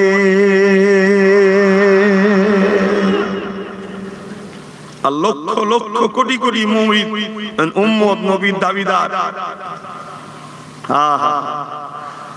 নবীর দিনের মানতে যদিও না পারো, ক্ষতি করে ফেলো না। আজকে কোটি কোটি লোক ক্ষতি করছে, ক্ষতি করছে। শুধু সাধারণ উম্মত, সাধারণ শুধু নয়, বড় বড় স্কলার, বড় বড় মুফতি, মৌলানা সাহেব ঘুরে বেড়াচ্ছে, তারা আমার নবীর দিনের ক্ষতি করছে সামান্য পেটের জন্য, দুনিয়ার লোভ লালসার জন্য।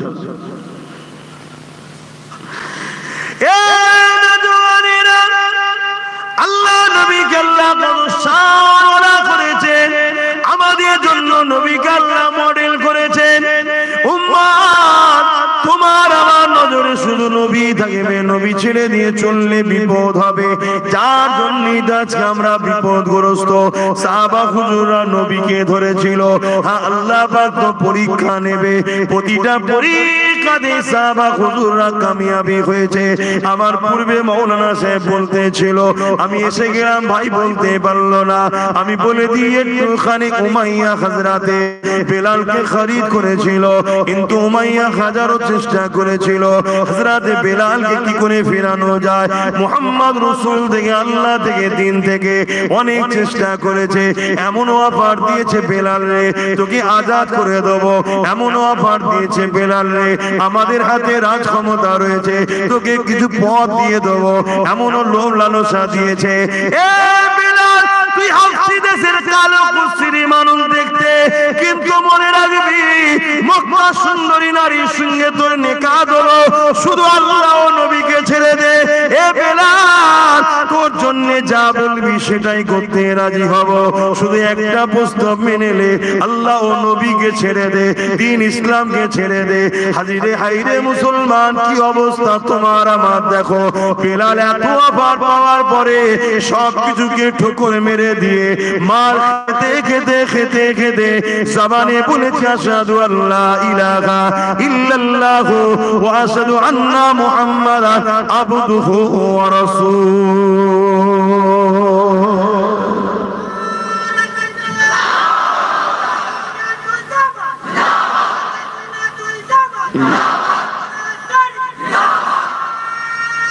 আল্লাহু আকবার।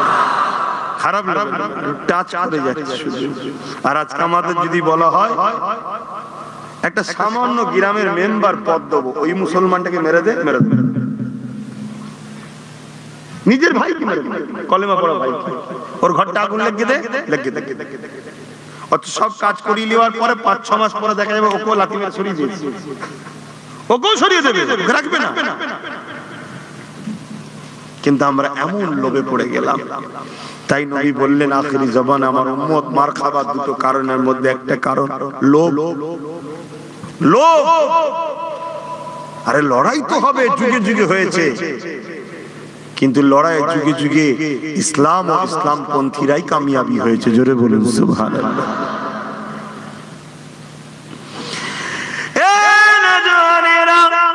হযরতে বেলাল ওকে টেনে টেনে নিয়ে গিয়ে মক্কার বাজারে নিয়ে হাজির করে দিয়েছে।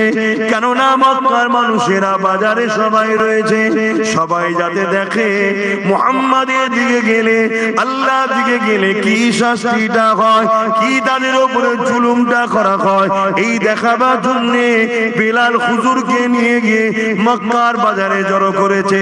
হাজির করিয়ে দিয়ে বিশাল ভিড় জমে গেছে। এই যুবকেরা গরম রাস্তার উপরে, বালির উপরে হযরতে বেলাল গায়ে শুইয়ে দিয়ে বুকে বাড়ি পাথর চাপিয়ে দিয়েছে, রডকে গরম করে বেলাল হুজুরের মুখে ছ্যাঁকা দিতে লেগেছে। এইভাবে নানা দিক থেকে জালিমরা জুলুম করতে লেগেছে। কখনো উমাইয়া মারে, কখনো আবু জেহেল মারে, কখনো উদবা মারে, কখনো সাইবা মারে। ভিড় দাঁড়িয়ে দাঁড়িয়ে দেখে, সবাই আনন্দ মজা করতে লেগেছে। যেমন আজকে দেখছি কখনো টেনে মারে, কখনো কাজ দিবার নামে পিছন থেকে তরোয়াল নিয়ে মারে। আর ফটো করে করে দুনিয়াকে দেখানো হয়। কেন দেখানো হয়? ওই উমাইয়া চেয়েছিল বেলালকে এত মারা মারবো সবার সামনে, চার চার দিলে মুহাম্মাদের উপরে একটু প্রেম জমেছে, ভয়ে যাতে মুহাম্মাদকে ছেড়ে দেয়। শুনছেন তো? আজকে আমার দেশে এত মারছে কেন? প্রকাশ্য ফটো তুলে, যাতে করে দলে দলে আমার দেশেও মানুষ ইসলাম কবুল করছে, জানেন তো নাকি? এগুলো যাতে বন্ধ হয়ে যায়। শুনছেন তো নাকি? কিন্তু বাপ, সত্যকে কখনো লুকানো যায়? সত্যকে কখনো লুকানো যায় না। খুশবুকে কখনো ঢেকে রাখা যায় না। এভাবে কখনো সম্ভব নয় বাপ মেটানো। যুগে যুগে যুগে যুগে যুগে যুগে এভাবে অনেক জুলুম হয়েছে। যারা জুলুম করেছে তারা মিটে গেছে। মানুষ যেমন আলোর দিকে পোকা ছোটে, মানুষ নূর নবীর দিকে ছুটছে। জোরে বলুন সুবহানাল্লাহ।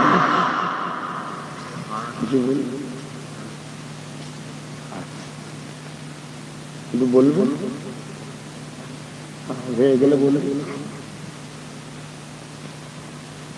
আমাদের 8টা পর্যন্ত আলোচনা হবে। আজানের টাইমটা আজান হয়ে যায়, তারপর ইনশাআল্লাহ নামাজ। ও 8:30টায় জামাত করেছে।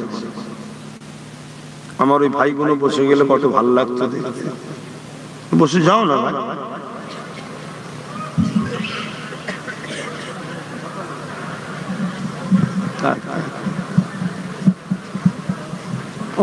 খুব ঠান্ডা পড়েছে হঠাৎ করে।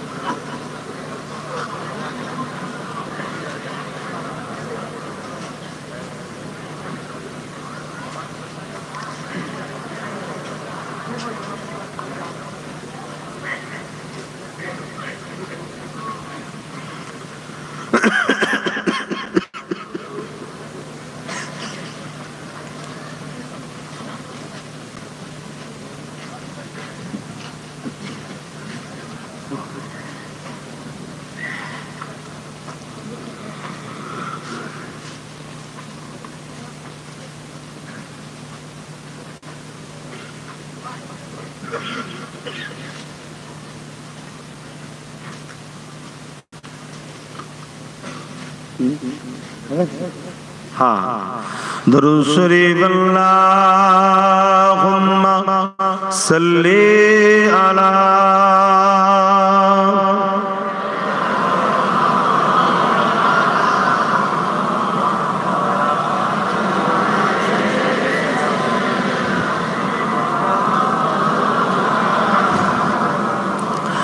रातें भी मदीने की, बातें भी मदीने की, रातें भी मदीने की, बातें भी मदीने की।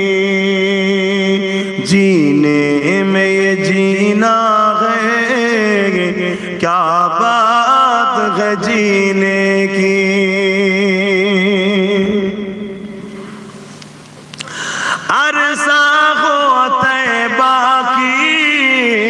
जिस गलियों से गुजरे,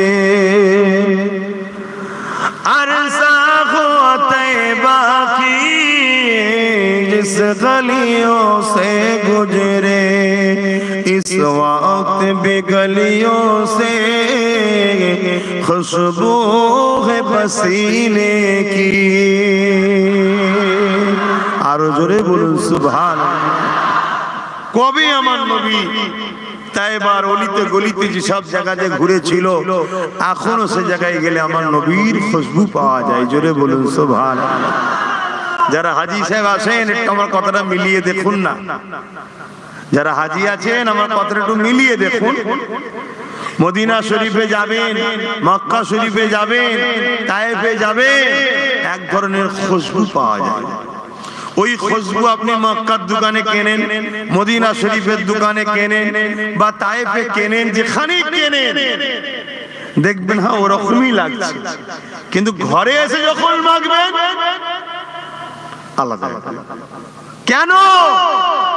ওখানে যে আতরটাই মাখেন না কেন, মূলত ওই খুশবু আমরা পাই না, হুজুরের খুশবুটাই পাই। জোরে বলুন সুবহানাল্লাহ, আরো জোরে বলুন সুবহানাল্লাহ। আহা, কি নিয়ামত করেছে আল্লাহ। যত নবীর তারিফ করব, মূলত প্রশংসা কার হচ্ছে বলুন? যিনি তৈরি করেছে কিনা। যত নবীর আলোচনা করব, মূলত প্রকৃত কার প্রশংসা হচ্ছে? যিনি কারিগর, যিনি সৃষ্টিকর্তা, তিনারই তো প্রশংসা হচ্ছে। হায় হায় হায় হায়, আল্লাহ আপনি কি মহান, আল্লাহ কি নিয়ামত তৈরি করেছেন। 1450 বছর হয়ে গেল, আপনার বন্ধুর গা থেকে যে খুশবু বেরোতো, আজও সেই মক্কা মদিনার গলিতে গেলে আজও সেই খুশবু পাওয়া যাচ্ছে।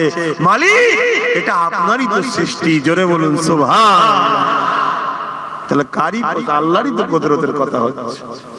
হায় হায়, আমার নবীকে আল্লাহ খুশবু করেছিলেন, খুশবু।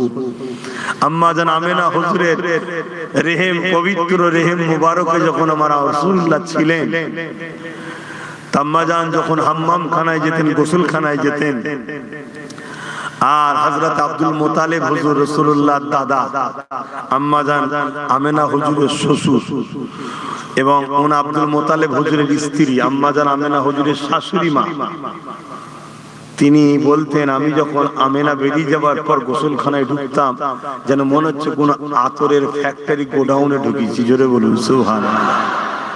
কিন্তু বলতে পারতাম না যে আমেনা, বিধবাদের তো আতর মাখতে নেই, তুমি আতর মাখো কেন? তিনারা ভাবছেন আতর মাখি, তখন তো প্রথম ব্যাপার। কিন্তু এই খবরটা আস্তে আস্তে মক্কার অলিতে গলিতে ছড়াতে শুরু হয়েছে, চারিদিকে খবর ছড়িয়ে গেছে। তো এই সময় রাসূলুল্লাহ দাদা ছিলেন তো মক্কার সরদার, জানেন তো নাকি? হ্যাঁ, মক্কার সরদার ছিলেন। আহা, অনেকে আমার রাসূলুল্লাহর আব্বা আম্মালে ফতোয়া দেয়, সমালোচনা শুরু করে, রাসূলের আব্বা আম্মা জান্নাতি না জাহান্নামী, এরকম শোনা যায়। অনেকে বলে এসব কথা যারাই তুলবে জানবেন ও বদমাইশ, ও জাহান্নামে যাবে কি ও জান্নাতে যাবে কি সন্দেহ আছে। তখন হুজুরের আব্বা আম্মালে আলোচনা শুরু করেছে। রাসূলুল্লাহর দাদা ছিলেন এক আল্লাহর বিশ্বাসী। জোরে বলুন সুবহানাল্লাহ। হযরত আব্দুল মুতালিব হুজুর, কথা বুঝলেন? রাসূলুল্লাহর দাদা, তিনি ছিলেন এক আল্লাহর মাননেওয়ালা। তার তথ্যটা একটু নিলেন। যখন আব্রাহা বাদশা কাবা শরীফকে ভাঙতে এসেছিল, জানেন তো নাকি? যেমন আমাদের গুনাহন মসজিদ ভাঙা শখ করছে, কথা বুঝাচ্ছে না? এরকম যুগে যুগে একটা ইবলিস বেরোয়। তা আব্রাহা এসেছিল আল্লাহর ঘরকে ভাঙার জন্য। আর আব্রাহা তখন মক্কার কাছে এসে একটা তাবু গেড়ে একটা দূতকে পাঠিয়েছিল, যাও মক্কার সরদারের সঙ্গে কথা বলো, যেন আমার রাস্তায় কেউ বাধা না দেয়। আমি মানুষকে মারতে আসিনি, আমি কাবাকে ভাঙবো, চলে যাব, সব যে যার জন্য কাজে থাকে। তো এই দূতটা যখন এসেছে মক্কার সরদারকে, আমার নবীর দাদা, তা নবীর দাদার কাছে যখন নিয়ে যাওয়া হচ্ছিল, নবীর দাদার তখন কপাল পেসিনা মুবারকে নূরে মুহাম্মদ রাসূল তখন ছিল। কথা বুঝে আসছে? যেই দরজা খুলে আমার রাসূলের দাদাকে দেখেছে, ওই আব্রাহার দূত নবী পাকের নূরের চমক দেখে ওই দূত তখন আমার নবীর দাদাকে সিজদা করে ফেলে। কারণ আগেকার সময় রাজা মহারাজাকে সিজদা করা হতো, তো সিজদা করতে লাগে। তখন নবী পাকের দাদা বলেছিল, এই মাথা তোলো, সিজদা একমাত্র আল্লাহর জন্য হয়। জোরে বলুন সুবহানাল্লাহ। এ থেকে প্রমাণ পাওয়া যাচ্ছে নবীর দাদা এক আল্লাহর মাননেওয়ালা ছিল। হযরতে নবী ইব্রাহিম আলাইহিস সালামের দ্বীনে ইব্রাহিমে ছিলেন। জোরে বলুন সুবহানাল্লাহ। আমার নবী 40 বছর বয়সে নবুয়তের এলান করেছে, ঘোষণা দিয়েছে, এই আমি নবী ঘোষণা দিয়েছি। এর আগের দিন পর্যন্ত যতজন ইব্রাহিম নবী, মুসা নবী, ইব্রাহিম নবী, জাকারিয়া নবী, সুলাইমান নবী, ইসহাক নবী, ঈসা নবী কথা মতো চলে ইন্তেকাল করেছে, সবাই জান্নাতি। কিন্তু নবী যেই বলেছে আনা খাতিমুন নবী, আনা মুহাম্মদ রাসূলুল্লাহ, সেদিন থেকে যারা নবীকে মানে না, সেদিন থেকে যে নবীরই মাননেওয়ালা হোক সব বেঈমান কাফের হয়ে গেল। কথা মাথায় ঢুকছে? নবীর আব্বা আম্মালে সমালোচনা করে, একটা লোক সমস্যা আমার নবীর উম্মতদের ধ্বংস করার জন্য প্ল্যান চলছে। খুব সাবধান হন। আমি জান্নাতে যাব কি কোনো ঠিক নেই, নবীর আব্বা আম্মালে কথা বলার অধিকার আমার কি আছে? তো আমি যে কথা বলছিলাম, রাসূল পাক সাল্লাল্লাহু আলাইহি ওয়াসাল্লামের দাদা স্ত্রীকে বলছে চলো না একবার আমেনাকে জিজ্ঞেস করি কি আতর মাখা। সবার মধ্যে চর্চা চলছে আর বিধবাদের আতর তো মাখা, স্বামী হারাদের আতর মাখতে নেই। জিজ্ঞেস করি চলো। আম্মাজান আমেনা হুজুরকে এসে জিজ্ঞেস করছে, আমেনা তুমি কি আতর মাখো? সবাই চর্চা করছে। আম্মাজান নিজের মুখে থুতু জমিনে ফেললেন, ফেলে বলছে দেখুন আমি আতর মাখি না, আমার থুতু থেকেও খুশবু বেরোচ্ছে। যেটা বলুন সুবহানাল্লাহ। মা আব্বা আমেনার গায়ের খুশবু, আমেনা কোনো খুশবু মাখে না, এই খুশবু যিনি পেটে আছে ওনার খুশবু। জোরে বলুন সুবহানাল্লাহ। তাই তো আমার নবী পাক সাল্লাল্লাহু আলাইহি ওয়াসাল্লামের শরীর থেকে পাসিনা বেরোতো, আর আমার নবী পাকের পাকা হালিয়া আম্মাজানরা ওই ঘামগুলোকে, পাসিনাগুলোকে চেঁচে শিশিতে ভরে রাখতেন। গরিবরা যখন কোনো অনুষ্ঠানে যেতেন, বিয়ে বাড়ি হোক যাই হোক, ধনীরা আতর কিনবে, গরিবদের ঘর দিত না, মেখে যেত। পুরো অনুষ্ঠানে সবাই তাকে বলতো আরে পেলে কোথা থেকে খুশবু। জোরে বলুন সুবহানাল্লাহ। উম্মতকে শোনাও আমার নবীর কথা, উম্মতকে শোনাও আমার নবীর কথা, নবীর কথা শোনাও। হায় হায়, একটা ইহুদি ঘরের যুবক, একটা ইহুদি ঘরের যুবক একদিন আমার নবী পাক সাল্লাল্লাহু আলাইহি সাল্লামকে মদিনায় দেখেছে।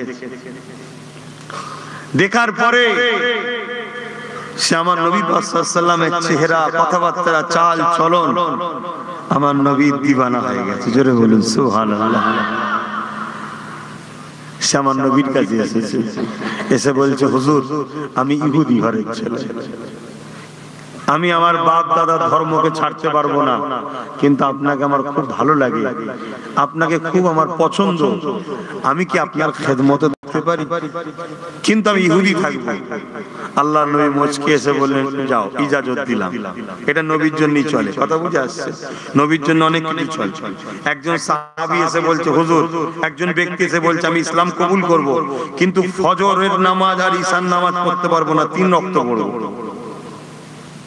কথা বুঝলে? আর কিন্তু শীতকালে মাগরিব ঈশার ফজরের নামাজ যে বা উযু পড়বে তার জন্য আল্লাহ জান্নাতের দরজা খুলে দেবে। জোরে বলুন সুবহানাল্লাহ। এটা কঠিন পরীক্ষা না? এই সময় উযু করা বিরাট ব্যাপার। তো যাই হোক, তো উনি এসে বলছে হুজুর আমি বায়াত হব, কিন্তু 3 ওয়াক্ত নামাজ পড়ব। আল্লাহর নবী বলে ঠিক আছে চলো আসো। এটা উনার জন্য মানা, এটা আমার হুজুরের বলার অধিকার আছে, আমাদের নেই, কারণ হুজুর শরিয়াত, হুজুর যা বলবে শরিয়াত। তো বায়াত হলো, ওই সাহাবী আমার নবী পাকের সাথে আছে। সাহাবা হুজুররা বলতে লেগেছে জীবনে কোনোদিন ওই সাহাবীটা 3 ওয়াক্ত নামাজ পড়েনি, 5 ওয়াক্তই পড়েছে। জোরে বলুন সুবহানাল্লাহ। তিনাকে জিজ্ঞেস করা হচ্ছে আরে তুমি তো এত বড় সুযোগ পেলে যে 3 ওয়াক্ত পড়ার, তুমি 5 ওয়াক্ত পড়ছো কেন? তিনি তখন বলছে আরে আমার মাহবুব, আমার ভালোবাসা 5 ওয়াক্ত পড়ে, আমি 3 ওয়াক্ত পড়ি কি করে? জোরে বলুন সুবহানাল্লাহ। তাই জাত দিলে হুজুর ঢুকে যাবে, তার মধ্যে অটোমেটিক আসবে যে আমার হুজুর নামাজ পড়তেন আমি পড়বো, আমার হুজুর দাড়ি রাখতেন আমি রাখবো, আমার হুজুর জুব্বা পড়তেন আমি পড়বো, আমার হুজুর রোজা রাখতেন আমি রাখবো। আগে হুজুরকে দিলে ঢুকাও, হুজুরকে রাখো, পূর্ণাঙ্গ তুমি কামেল মুমিন হয়ে যাবে। জোরে বলুন সুবহানাল্লাহ। এইভাবে হুজুরের কাছে ওই ইহুদি এসে বলল যে আমি ইহুদি থাকবো কিন্তু আপনার সাথে থাকবো। আল্লাহর নবী ঠিক আছে চলো। 1 বছর যায় 2 বছর যায়, আমি যেটা শুরু আর প্রথমে যখন হুজুরের সাথে যেতে যেতে ঘুরছে, যেখানে যাচ্ছে হুজুরের সাথে যাচ্ছে, যেখানে যাচ্ছে হুজুরের সাথে যাচ্ছে, কিন্তু হুজুর যখন মদিনার নবাবিতে বা ঢুকছে, ইমামতি করবে, নামাজ পড়াবে, সাহাবারা ইক্তেদা করবে, তখন আল্লাহর নবী বললেন, বাবা তুমি তো নামাজ পড়বে না, কেন তুমি তো ইহুদি ধর্মের অনুসারী হয়ে আছো, তোমার তো ভেতরে যাওয়ার প্রয়োজন নেই, তুমি কি করবে বাবা, একটু বাজারে ঘোরো বা বাড়ি থেকে ঘুরে আসো, কাজ কাম করে আসো, আমি তো তুমি সাহাবাদের সঙ্গে কথা বলবো, নামাজ পড়বো, তারপরে বেরোলে আবার আমার সাথে ঘুরবে। সে বলছে, না হুজুর আমি চলে যাব না এখান থেকে, আপনাকে তো দেখতে পাবো না, কিন্তু আপনার জুতো দুটো বুকে করে নিয়ে রাখবো, যে হুজুর দেখতে পাইনি, হুজুর জুতো তো রয়েছে কাছে। জোরে বলুন সুবহানাল্লাহ। একটা ইহুদি ঘরের যুবকের প্রেমের কথা বলছি। আর আমাদের মুফতি মাওলানা জুতো পাক বললে ওনার গায়ে চরণ ধরে, জুতোকে পাক বলবে কেন, জুতো শরীফ বলবে কেন? আর একটা অমুসলিম সে দেখুন কি প্রেম করছে, আর এই প্রেম থেকে কোথায় নিয়ে যাচ্ছে দেখুন, প্রেম থেকে কোথায় নিয়ে যাচ্ছে দেখুন। হে যুবক, যদি বাঁচতে চাও শোনো মন দিয়ে। আহা, একদিন যায়, দুদিন যায়, 1 বছর যায়, 2 বছর যায়, হুজুর যখনই মসজিদে ঢুকে যাও জুতো লেগে দাঁড়িয়ে থাকে, হুজুর বেরিয়ে আসে জুতো দেয়।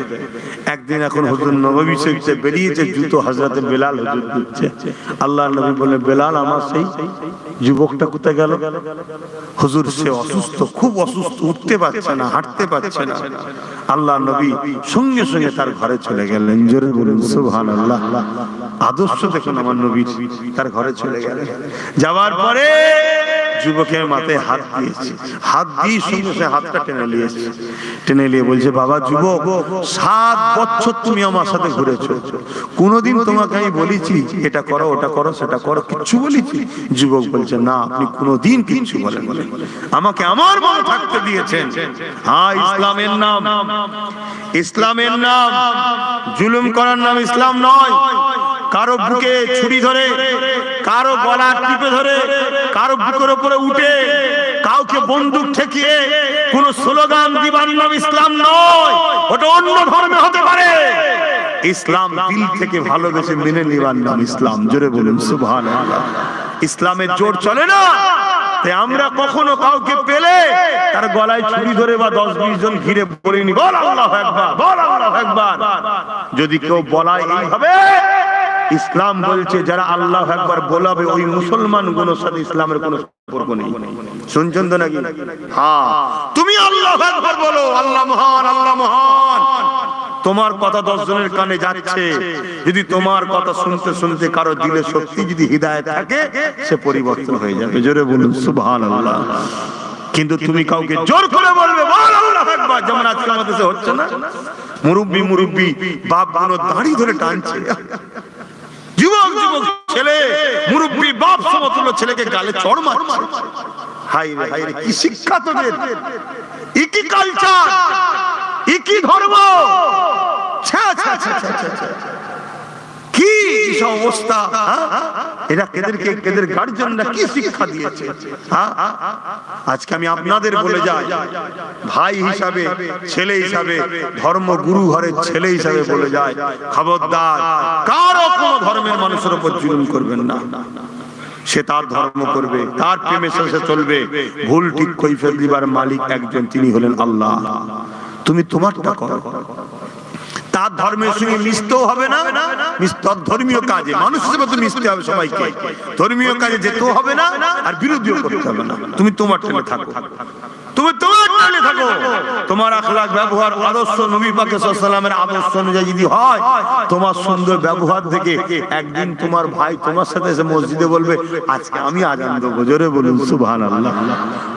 তো যাক, আমি অন্য ওই ইহুদি যুবকটা যখন মাথায় হাত দিয়ে হাতটা টেনে নিলেন, আল্লাহ নবী বলছেন, কখনো আমি কিছু বলেছি বাবা? ছেলেটা বলছে, না হুজুর কোনোদিন বলেননি। আল্লাহ নবী বলছেন, ইহুদি ঘরের যুবক, বাবা ছেলে, তুমি আমার আজকে একটা কথা মেনে নাও, একটা কথা শুধু মেনে নাও, শুধু দিল থেকে একবার বলো, লা ইলাহা ইল্লাল্লাহু মুহাম্মাদুর রাসূলুল্লাহ। 7 বছর তুমি আমাকে ভালোবেসেছো, আমি তোমাকে ছাড়তে পারবো না। তুমি একবার দিল থেকে মেনে নাও, বাকি পরকালে প্রত্যেকটা জায়গা পার করিয়ে জান্নাতে নিয়ে যাবার দায়িত্ব আমি রাসূলুল্লাহ। বলুন সুবহানাল্লাহ। আরো জোরে বলুন, আরো খুশিতে বলুন, যুবক বাপ মার মুখের দিকে তাকাচ্ছে, বাপ মা বলছে এ ছেলে আমি ইনার মধ্যে আখেরি নবীর নমুনা দেখছি, যা বলছে জলদি করে পড়ে নাও। জোরে বলুন সুবহানাল্লাহ। ছেলেটা পড়তে লেগেছে লা ইলাহা ইল্লাল্লাহু মুহাম্মাদুর রাসূলুল্লাহ। কলেমাটা শেষ হলো ইন্না লিল্লাহি ওয়া ইন্না ইলাইহি রাজিউন, ইন্তেকালে গেল। সাহাবা হুজুর দিগকে আল্লাহর নবী ফিরে আসছে, আস্তে আস্তে বলছে সাহাবারা জান্নাতি যদি দেখো ওই যুবকটাকে দেখো, আমি নবী বলছি জান্নাতি। জোরে বলুন সুবহানাল্লাহ। শুধু জান্নাতি নয়, উনি আল্লাহর নবীর সাহাবী। উনি আল্লাহর নবীর সাহাবী। পৃথিবীতে যত বড় বড় ওলি এসেছে আসবে, সবার থেকে সম্মান বেশি উনার। শুধু এক মুহূর্তে নবীকে দেখে নবীর কথাটা মেনে নিয়েছে, সাহাবীর দরজা পেয়েছে। 80 বছর 90 বছর ধরে আল্লাহর ওলিদের ইবাদত বান্দেগি তাহাজ্জুদ গুজার সব থাকার পরও সাহাবীর দরজা বড়। জোরে বলুন সুবহানাল্লাহ। তাহলে আমার নবী কি বুঝতে পারছো তো? বুঝতে পারছো তো নাকি? হ্যাঁ, যদি প্রেম সত্যি থাকে, তুমি ভুল রাস্তায় ভটকেও যাও, একদিন কবে দেখা হয়ে যাবে। হুজুর বলবে তুমি আমায় ভালোবাসো, এগুলো করো কেন? করবে না, ব্যাস ব্যাস তোমার কপাল খুলে যাবে, তুমি সমস্ত বুরাই থেকে বেঁচে ফিরে আসবে। আল্লাহ আমাদেরকে বুঝার তৌফিক দেন। বলুন আল্লাহুম্মা আমিন।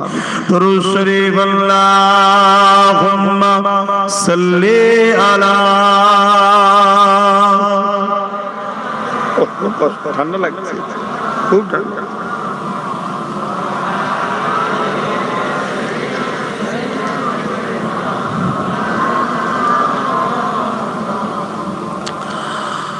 खुदा की अज़मतें क्या है, मोहम्मद मुस्तफा जाने, मकामे मुस्तफा क्या है, मोहम्मद का खुदा जाने। আমার নবীর যে কি মাকাম, এটা আল্লাহ ছাড়া কেউ জানে? অনেকে বলে এই সুন্নিরা সব নবীর মাকাম একটু বাড়াবাড়ি করে ফেলে।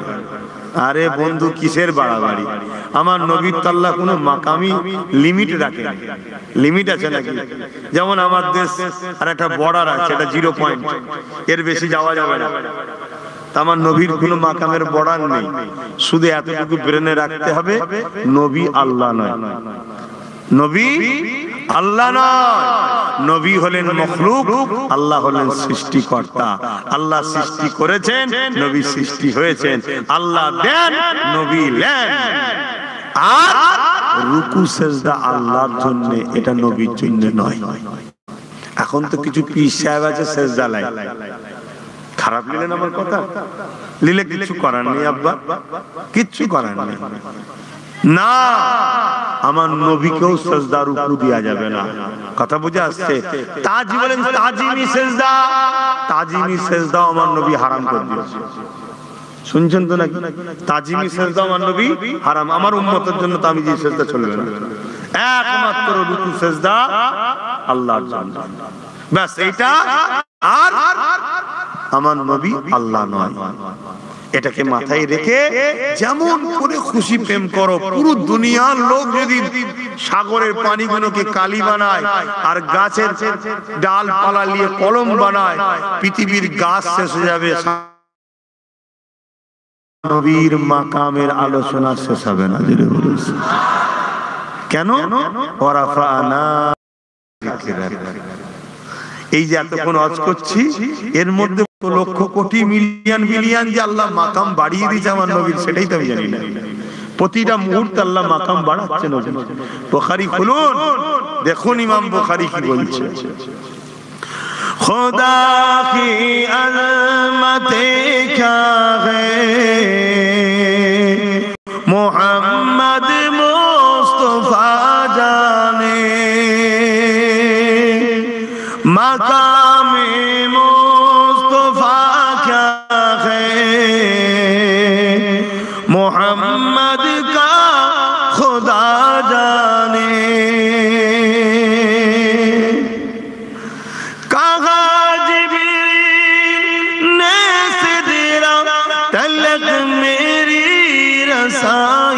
थी, कहा जिब्रील ने सिदरा तलक मेरी रसाई थी, है कितनी मंज़िल आगे नबी जाने खुदा जाने।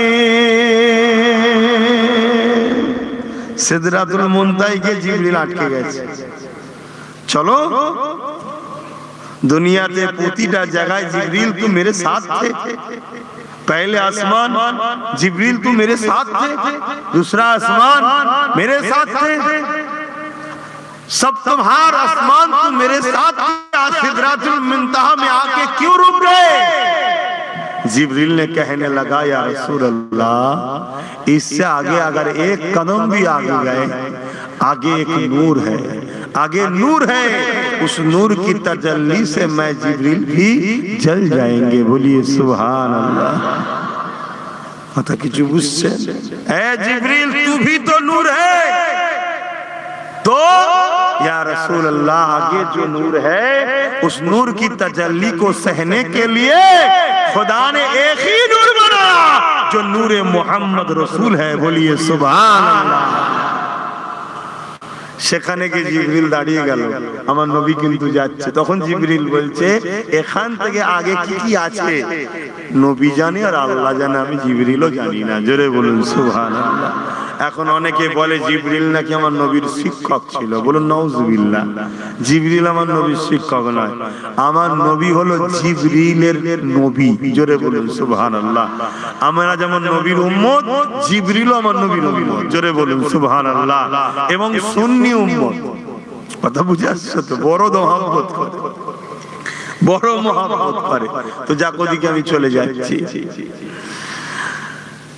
অন্যদিকে চলে যাচ্ছি। তো হামে তো সুরখরু হোনা হায়াকা কে নিগাহোं में, हमें तो सुरखरू होना हयाका के निगाहों में, जमाने का है क्या नासिर बुरा जाने भला जाने, खुदा की अज़मत क्या है मोहम्मद मुस्तफा जाने, मकामे मुस्तफा क्या है मोहम्मद का खुदा जाने।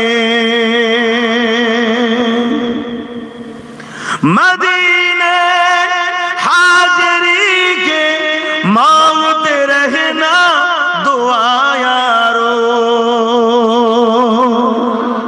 सब समय दुआ चाও আল্লাহ মদিনায় নিয়ে চলো, মদিনা শরীফে নিয়ে চলো। আর যুবক বয়সে যাবে, বুড়ো বয়সে যেও না, যুবক বয়সে যাও, তারপরে বুড়ো বয়সে আবার নিয়ে যায় আল্লাহ আলহামদুলিল্লাহ কথা।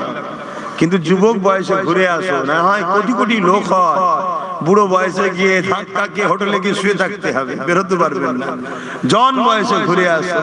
আমার নবী কোথায় কোথায় ঘুরেছে, আহা চোখ দিয়ে পানি বেরিয়ে যাবে। আমার নবী ওই পাহাড় পাহাড় কিভাবে ঘুরেছে, এখন তো রাস্তা হয়ে গেছে, কত কষ্ট করেছে আমার নবী।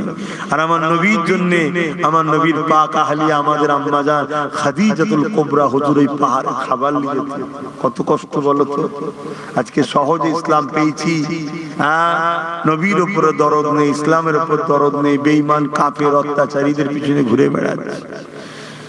আসেন তওবা করেন, ফিরে আসেন, ফিরে আসেন, আমার হুজুরকে ধরে। मदीने हाजिरी के मांगते रहना दुआ यारो, असर होगा या नहीं होगा, असर होगा या नहीं होगा, नबी जाने दुआ जाने, खुदा की अज़मत क्या है मोहम्मद मुस्तफा जाने। अल्लाहुम्मा सल्ली अला सय्यदना मौलाना मुहम्मद व अला आलिहि।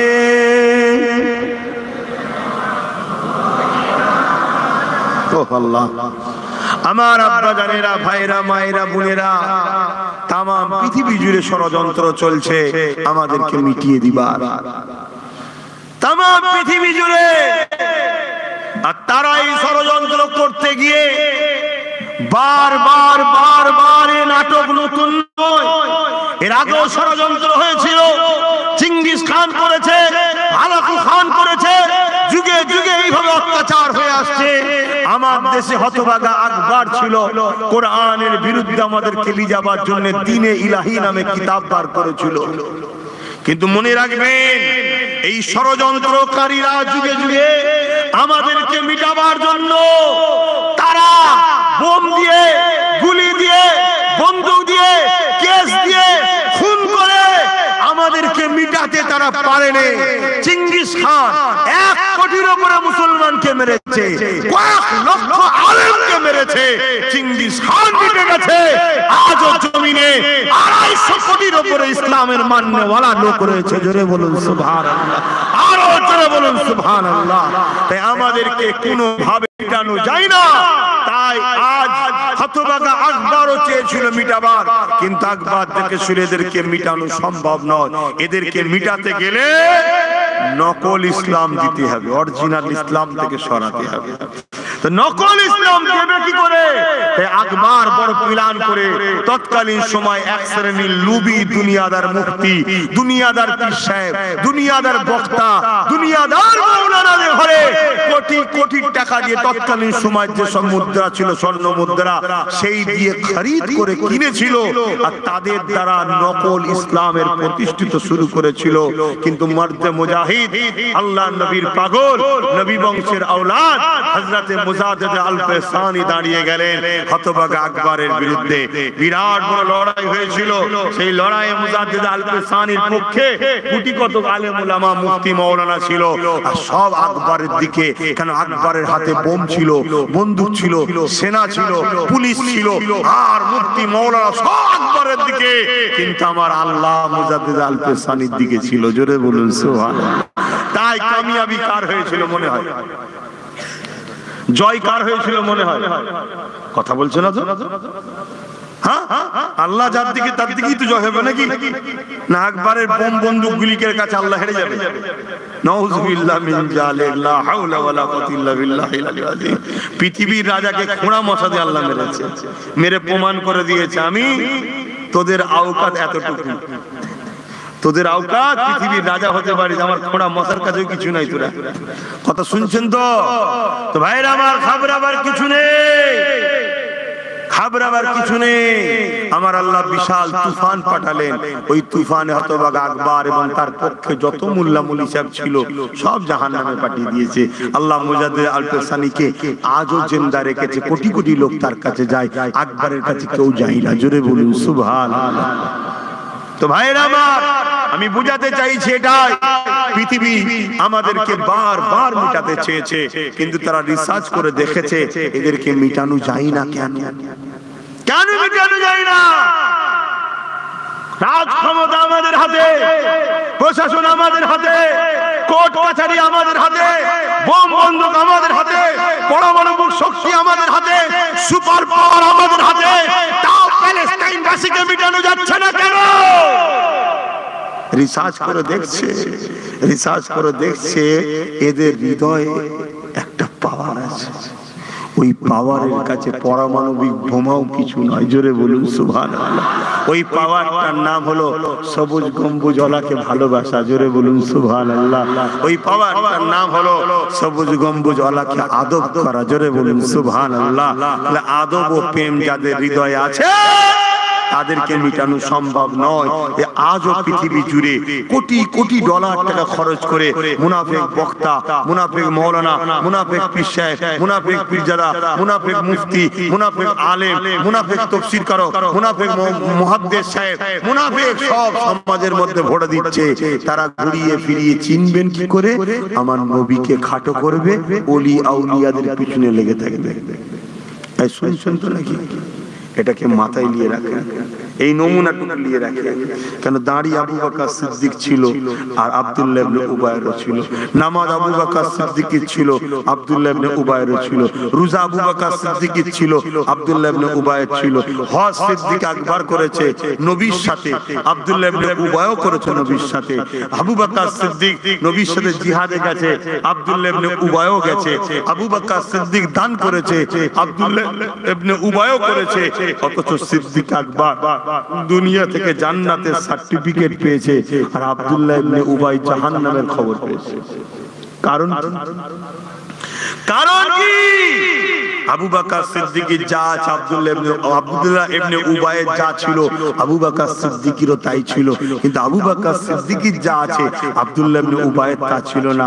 আবু বকর সিদ্দিকের হৃদয়ে আল্লাহর নবীর প্রেম, ভালোবাসা, আদব ছিল, ওটা আব্দুল্লাহ ইবনে উবাইয়ের ছিল না। শুনছেন তো নাকি? তাই বলে গেলাম কারণ আমাদের ছেলেরা এখন ফেসবুকের মুরিদ হচ্ছে, আমাদের ছেলেরা এখন গুগলের বক্তার মুরিদ হচ্ছে, ইউটিউব বক্তার মুরিদ হচ্ছে। মনে রাখবেন, দুনিয়ার মিডিয়া সব পশ্চিমা দুনিয়া ইহুদিদের হাতে। আমার আপনার হক কথাগুলোকে চেপে দেওয়া হবে আর বাতিলদের কথাকে সমাজের কাছে হাইলাইট করে দেওয়া হবে। আপনি সেগুলো দেখে একটা কথা বললো, এক মুহূর্তে 1 মিলিয়ন ভিডিও, 1 কোটি লোক দেখে নিয়েছে। আর এটা প্ল্যান করা হচ্ছে, তাকে তোলা হচ্ছে যাতে করে তার খপ্পরে পড়ে তোমার ঈমানটা যায়। তোমার যদি ঈমান না যায় তোমাকে মিটাতে পারবে না ইহুদিরা। তোমার যদি ঈমান না যায় তোমাকে ইসরায়েল মিটাতে পারবে না, যেমন প্যালেস্তাইনকে পাচ্ছে না। শুনছেন না? শুনছেন? আমি বুঝাতে পারছি তো নাকি? তাই ঈমানকে হেফাজত করেন।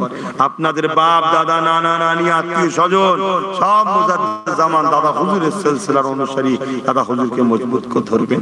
আরো হক সিলসিলা আছে, নাই নয় বাবা, পূর্ব ভারতের মানুষ আপনাদের জন্য দাদা হুজুরকে আল্লাহ মুজাদ্দিদ করে পাঠিয়েছে, আপনারা দাদা হুজুরকে ধরে রাখেন। তাহলে সাহাবাদের অন্তরে নবীর প্রেম ও আদব ছিল। তা নবীর আদবের দরকার আছে না নাই? আসুন আদবের সাথে সালাম দেব। ইয়া নবী সালাম।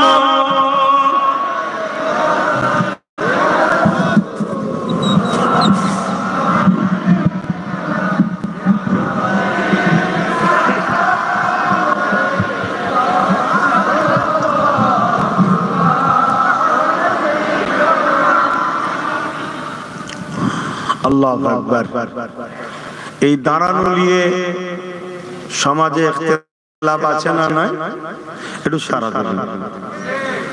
সালাম দিয়ে কোনো ইখতিলাফ আছে না? সালাম তো দিতেই হবে, আল্লাহর হুকুম তো এটা।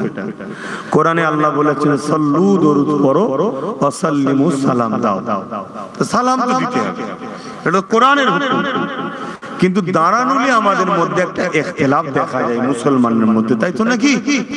আমি আপনাদের কাছে বলে যাচ্ছি, একটু মন দিয়ে শোনেন। কেউ যদি বসে সালাম দেয়, কেউ যদি বসে সালাম দেয়, সে বেঈমান কাফের নয়। কথা শুনছেন? কেউ যদি বসে সালাম দেয় সে বেঈমান কাফের, ইসলাম থেকে বেরিয়ে গেছে না। কিন্তু আমরা দাঁড়িয়ে সালাম দিই, আমরা ইসলাম থেকে বেরিয়ে গেছি না। কিন্তু কেউ বসে সালাম দিচ্ছে আর আমরা দাঁড়িয়ে দিচ্ছি, আমাদের দাঁড়ানোর যদি কেউ বিরোধী করে, তুচ্ছ তাচ্ছিল্য করে, সে ইসলাম থেকে বেরিয়ে যাবে।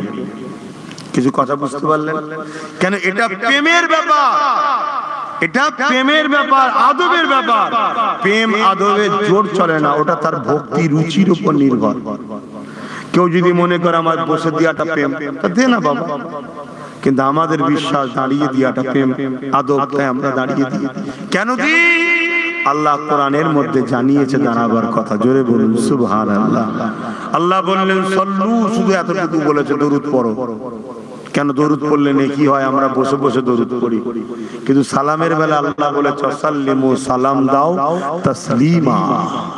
তাসলিমা মানে দিবার মতো করে, সব থেকে উত্তম ভক্তি, ভালোবাসা, আদবের সাথে দাও। জোরে বলুন সুবহানাল্লাহ।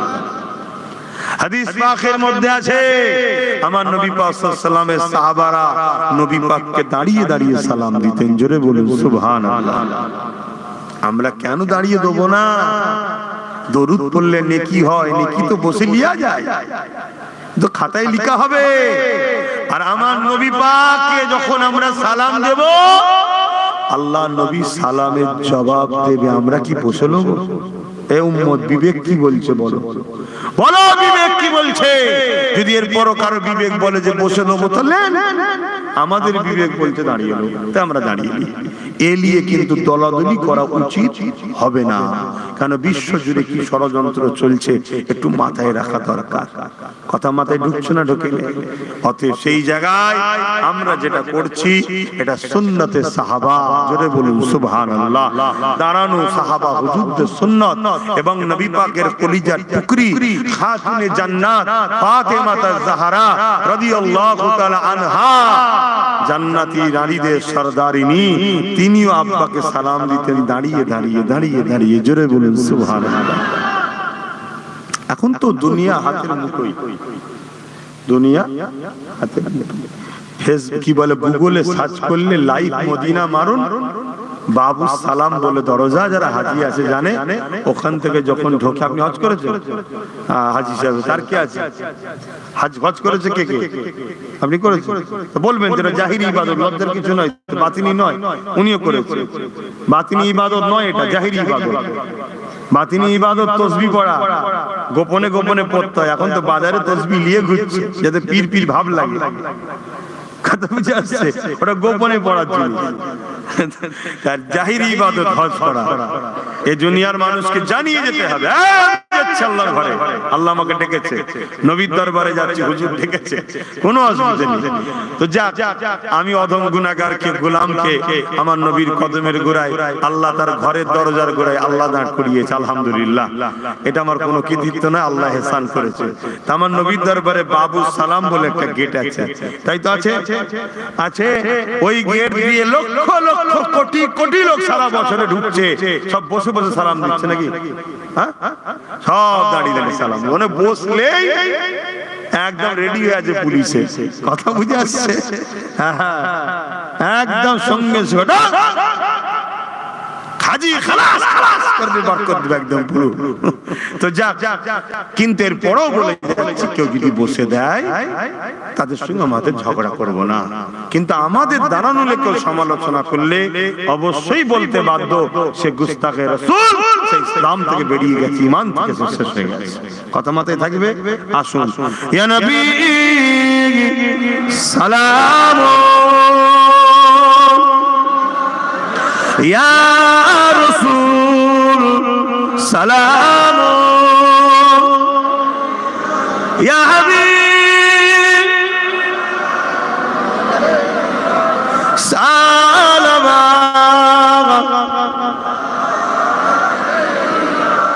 ইয়া নবী নাম ও পিয়ারা, ইয়া রাসূল নাম পিয়ারা, আরশ पर हसरे पुकारा, सजबे गोंबर हमारा, या नबी सलाम, या रसूल,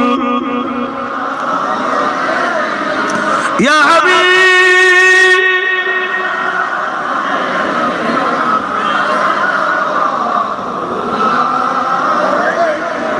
या नबी मदीना होते सब কিছুই পারেন দেখিতে। আমার নবী সব দেখতে পায় মদিনা থেকে। কথা বলে, হ্যাঁ দেখতে পায়। দেখার ক্ষমতা কে দিয়েছে? আল্লাহ। আল্লাহও দেখতে পায়, নবীও দেখতে পায়। দুই দেখা কিন্তু এক নয়। আল্লাহ নবীকে ক্ষমতা দিয়েছেন, নবী দেখতে পান। আল্লাহকে কেউ ক্ষমতা দেননি, আল্লাহ দেখতে পান, খুদ মালিক। তাহলে পার্থক্য আছে না? নাই। যেখানে পার্থক্য থাকে ওখানে শিরক হয় না, ওখানে শিরক হয় না। ঘাবড়ে যাবেন। অনেকে বলে এক করে ফেললে শিরক হয়ে গেল, ঘাবড়ে যাই আমরা। না, এসব প্ল্যান ঘাবড়াবার না। আমার নবী অন্তরের খবর জানেন, আল্লাহ অন্তরের খবর জানেন। নবী জানেন অন্তরের খবর, নবীকে জানার ক্ষমতা আল্লাহ দিয়েছে। আর আমার আল্লাহকে কেউ ক্ষমতা দেয়নি, তিনি খোদ নিজেই ক্ষমতার মালিক। জোরে বলুন সুবহানাল্লাহ। তাহলে পার্থক্য আছে না নাই? যেখানে পার্থক্য থাকে সেখানে শিরক হয় না। মাথায় থাকবে। আসুন ইয়া নবী মদিনা হতে সব কিছুই পারেন দেখিতে, মোদের লাশ কবরে রাখিলে লইবেন আপন করে। নবী সালাম ইয়া রাসূল ইয়া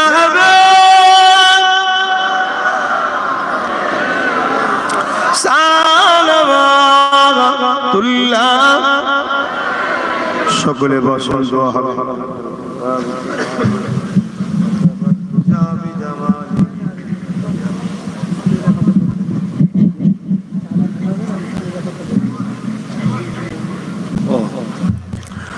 বাপজান আমার দোয়া হবে। সকলে বিসমিল্লাহ শরীফের সঙ্গে 11 বার দরুদ শরীফ, 3 বার সূরা ফাতিহা, 10 বার সূরা ইখলাস শরীফ তেলাওয়াত করে। আর একটা কথা বলছি, একটু মন দিয়ে শোনেন। নিশ্চয়ই আপনারা জানেন আমার একটা স্বপ্ন আছে। মুজাদ্দিদুজ্জামান আমিরুশ শরিয়াত আল্লামা সাইয়্যিদুনা আবু বকর সিদ্দিক ফুরফুরাবি আল কুরাইশি রাহমাহুল্লাহ হুজুরের স্মরণে 100 বিঘে জমির উপরে দাদা হুজুরের স্মৃতিতে পীর আবু বকর সিদ্দিক নলেজ সিটি আমি তৈরি করছি। আপনারা জানেন তো, ওই নলেজ সিটি স্কুল চালু হয়েছে। 6 ডিসেম্বর থেকে ফর্ম দেওয়া শুরু হয়েছে। স্কুলের নাম ABS model school. ABS model school. এবছরে আমি বাংলা মিডিয়াম থেকে শুরু করছি। আগামী দিন দিল্লি বোর্ডও করার চিন্তা ভাবনা আছে, ইংলিশ মিডিয়াম। এখন বাংলা মিডিয়াম শুরু করেছি।